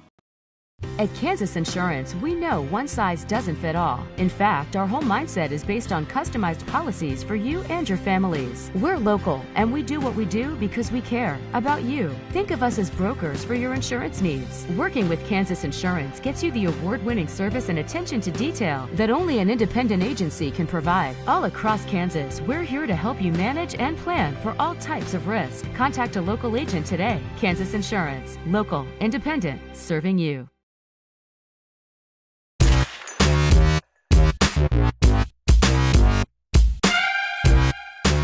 Oh, man. Under 3 minutes now. Chieftains still holding on to a 4-point lead, 39-35. As they are as close as they have ever been this season on picking up win number 1. Crowley for 3. Doesn't go. Another contested rebound. Owen Schmidt again, and Glover got on top. I believe he called timeout. Yeah, he did. Move there by the senior. It's going to keep the ball down here with the Chieftains. What can I say? I bring luck and laughs to every single game. It's always a good time. It's always a good time. We'll go ahead and keep it here. 2:33 mark in the fourth quarter. Again, for the Chieftains, it's been this trio that's really been getting it done from Noah Carlton with 11 points, Lachlan McRae with 12, and Owen Schmidt with 12 points as well. You add in the 4 from Alex Crowley. That's how we add up to the 39. I don't think, coming into this one, I don't think you anticipated, like, all right, this big 3 here, they're going to be the ones that carry this team tonight. But I think it's also a delight for Coach Jones' squad, especially seeing Noah Carlton and Owen Schmidt really step up and both have big games tonight. 100%. You didn't really see him much last year. You know, them getting a few minutes each game, whether, you know, they were up a lot or down a lot. I think they've really, you know, blossomed into their new starting role, and they've really taken the expectations that coach has given them. I mean, it's definitely a lot to just jump from a JV starter to just getting a few minutes on varsity to now you're a varsity starter, and you have the likes of Zakiah Glover and Alex Crowley, Cater Albert leading the way for you. So I think they've done really well blossoming into the role, and Lachlan McRae obviously being a starter his freshman year. So. And another great drive and finish. Alex Crowley now 6 points on the night. I think to finish off what I was saying is, you know, it's exciting to see that Coach Jones has a lot of promise in, you know, the guys who's got 1 more year or 2 more years. Rattles out on that attempt from Farrell. He'll stay here with the Mavs, though. Last touch by Zakiah Glover. Newkirk back in. Valencia will check out. It's starting to get down to about now or never time for the Mavericks. They want to try to come back and win this ball game. Down by 6. Big three-pointer on the way here, but it doesn't fall. And a great box out by Glover. Kept Robinson from having a chance at it. And here he comes to Schmidt in the far corner. And I think the Chieftains now back up top to Crowley. Now I think here if you're Coach Jones, you might say, let's pass it around, move the ball around. And that's exactly it. Got to intentionally foul. Make them earn their points, make them earn the chance to extend their lead here.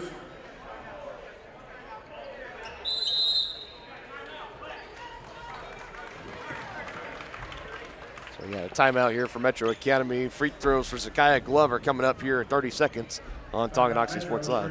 Are you ready for a mouth-watering journey down memory lane? Introducing Flashbacks. Start your day off right with our fluffy pancakes, omelets, or a cinnamon roll. For lunch, sink your teeth into our juicy made-to-order burgers, Philly cheese, and more. Flashbacks' friendly staff and welcoming atmosphere make every visit a delight, and their menu is filled with comfort food that will give you those warm, delicious flashbacks. Visit them today in downtown Tonganoxie, open 7 days a week from 7 a.m. to 12:30 p.m.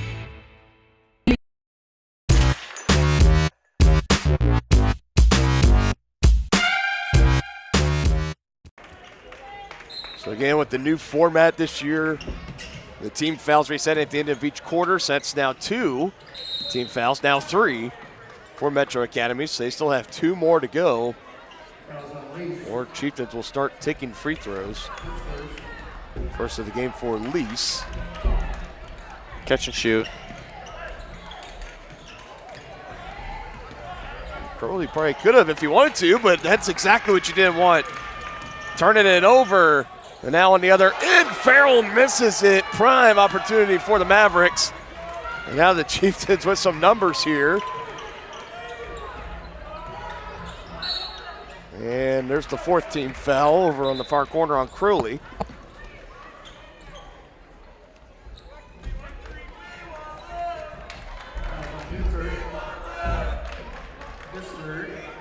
I think the student section, you know. So we want Luke Chance. We want Luke Brewer. Right. The big 6'3" sophomore, the tallest player on the roster.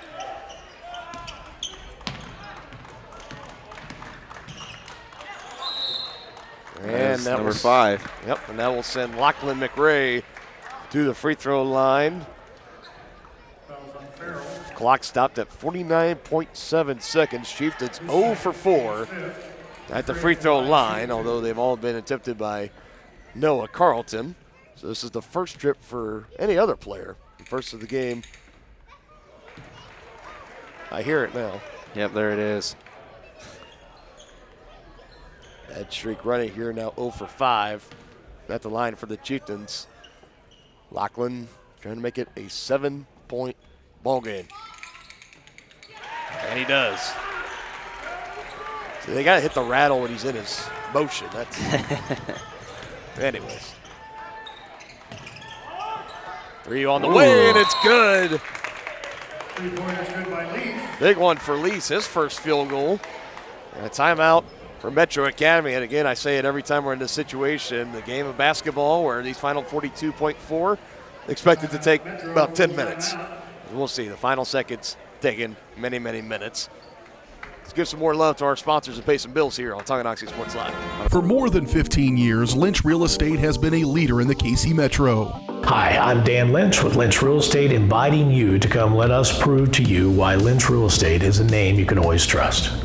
Dan and his team have built a reputation for unparalleled customer service and satisfaction by building lasting relationships. Learn more about Lynch Real Estate at lynchresidential.com or give them a call at 913-369-3000. Whether you're a first-time buyer or a high-end seller, I'm here to make it happen. When it comes to rehabilitation, despite what you're told, you can choose where you want to go. Physical Therapy Solutions in Tonganoxie is independently owned, allowing them to work with all doctors and your insurance to ensure a smooth transition, especially from a knee or hip replacement. Choose from one of their highly qualified physical therapists for an individualized plan of care to achieve long-term health benefits. Contact Physical Therapy Solutions today and let them help you. Go to ptsolutionsks.com for more information. Kaya Glover getting ready for the inbounds. Full court pressure, as expected, coming from the Mavericks. Now only down by 4 after a clutch 3 from Lease, number 25. And that's going to send Lachlan McRae back to the line for the Chieftains. Fletcher is second. McRae at the line. Here comes the rattle again. Does not stand a chance against Lachlan McRae. See what I mean? Yeah. Get you. Gotta give the kids prop though, getting into the spirit. Fair enough. A big one there for Lachlan. If he can knock it down again, he's going to put the Chieftains up really comfortably in this game. Well, 3 of 4 from the line with the rattler going off is Lachlan McRae. He even went up as Newkirk, maybe a little bit forced. And Crowley gets the rebound and is fouled, and the Chieftains just, you make your free throws here, you're going to pick up your first win of the season.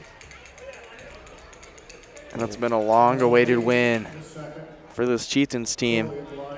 They've had so many opportunities where, you know, they've had it and they just fell short at sometimes just for, you know, little simple mistakes. But to get a win against Metro Academy, who you'll see in the tournament later on maybe, if the bracket tends to your needs, then, you know, you get to see them again. So it's going to be a big statement win here for the Chieftains.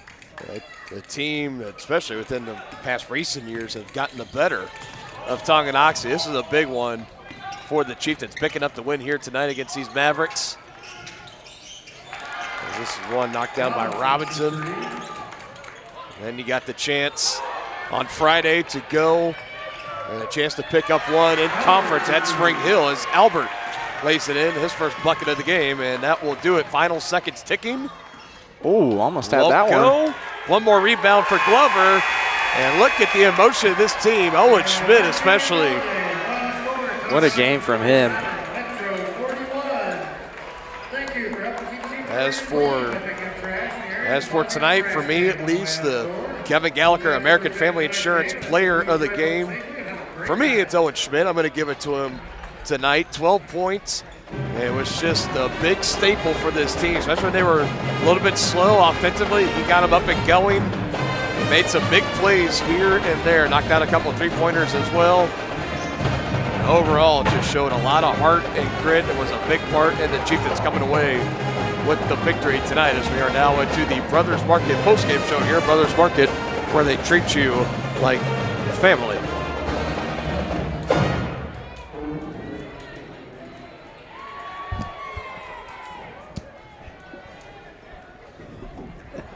Well, there's multiple of us here, so we've got my cast I give to Owen Schmidt.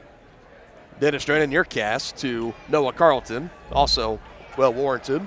You want to throw a cast in yourself, Brendan? You guys took either one that I'd want, but I guess I'll give one to McRae. Another solid night from him. Why not? Both of them in double figures, 12 for McRae and Schmidt each, and 11 for Carlton. And maybe on second thought, he really is had the breakout for sure. His best performance of the year, without a doubt. Came up big for Tonganoxie, coming up with some big rebounds as well. And the defensive presence, Alex Crowley finishing with 6 points and Cater Albert with 2 out of that final layup in the final seconds of the fourth quarter as time was winding down. So it's a big one here for the Chieftains, both boys and girls, both picking up another victory. The girls pick up their second victory of the year. The boys pick up their first. They sweep the varsity action tonight, and big confidence boost going into Spring Hill, who both teams, the Broncos boys and girls varsity teams, a little bit of a down year. So having a chance now to go into Spring Hill, if you can pick up back-to-back wins each in the Frontier League, then you come back and you're going to be spending a whole other week here at home in the Tonga Invitational Basketball Tournament. Maybe, just maybe the confidence boost and the spark that maybe this team has needed all this entire season, and especially for the boys varsity team, they've just been so close, so many times this year, and now they finally see one through. And you saw the emotion and the excitement from the players who have been working night in and night out, day in and day out, putting in the hours, putting in the work, and we finally saw it pay off for them tonight. 100%. And talking with Coach Jones maybe a couple weeks ago, I said, would it mean the world to see your players finally get a win? He said 100%. Definitely it's a big win for them. I mean, Metro Academy, definitely one of the tougher teams that definitely brought some competition to them tonight. That we'll see them again here next week. But it's definitely a big win for the Chieftains to just finally get the first win off their shoulders, not being so down about, not having to just get a win. But finally, they're able to just come away with one tonight, and it'll be a big confidence booster for Friday, and then hopefully next week they're still going to be at home for the next couple days. So yeah, so you can see the schedule up here. They're on the road this Friday at Spring Hill, and then the 15th through the 20th, we're going to have all the action of the Tonga Invitational Basketball Tournament right here on Tonganoxie Sports Live. 3 games for the boys, 3 games for the girls team. On January 23rd, that's the game that is the makeup from the game this past Monday on the 8th against the Pleasant Ridge Rams. They will make the trip up here to Tonganoxie inside Chieftain Arena, so the Chieftains will take on the Rams, and then the 26th, we will hit the road officially. That game against Spring Hill, that is a simulcast. That'll be covered by the Spring Hill Sports Live crew. But the game, January 26th, on the road at KC Turner. I had to say hi to Mark Farrar while we're there. You know, we see him. But when the Chieftains take on the KC Turner Golden Bears, we will be there broadcasting it live here on Tonganoxie Sports Live. A busy end towards the end as we push through mid to late January here. Is obviously, and you're busy as well over on Paola Sports Live. Everybody in the Frontier League's got some kind of tournament they're playing in this upcoming week. It's going to be fun. It's going to be exciting. Be sure to follow along. Subscribe to us here, like us here on YouTube. Subscribe if you haven't already. Turn on that notification bell so you get notified every time we go live with a broadcast. Be sure to be following Tonganoxie High School and following us as well on Facebook at Varsity Sports Live /Tonganoxie. Again, Varsity Sports Live /Tonganoxie. It's where we send all of our broadcasting updates and stuff. Really came in handy this week with all the winter weather and stuff coming through. Highly advise everybody, go follow us, Varsity Sports Live /Tonganoxie, and visit our website, varsitysportslive.com. See all the upcoming broadcasts for the week, see past broadcasts, and be able to easily transfer into games that are currently in live action. So everyone go and do that. We're going to sign off here tonight. Brendan, thanks again for joining us tonight. Always a pleasure having you. I'll just shake my own hand since you won't shake my hand, you coward. Always great having you here, man. Good luck the rest of the way with Paola. And stay busy next week during the tournament. Yes. We will see everybody, my broadcast partner Dennis Ray and I, we will see everybody next here on Tonganoxie Sports Live Monday, January 15th, the opening round of the Tonganoxie Invitational Basketball Tournament. Until then, everybody have a great weekend. Everybody stay safe, stay warm, go Chiefs, obviously, and we will see you on Monday.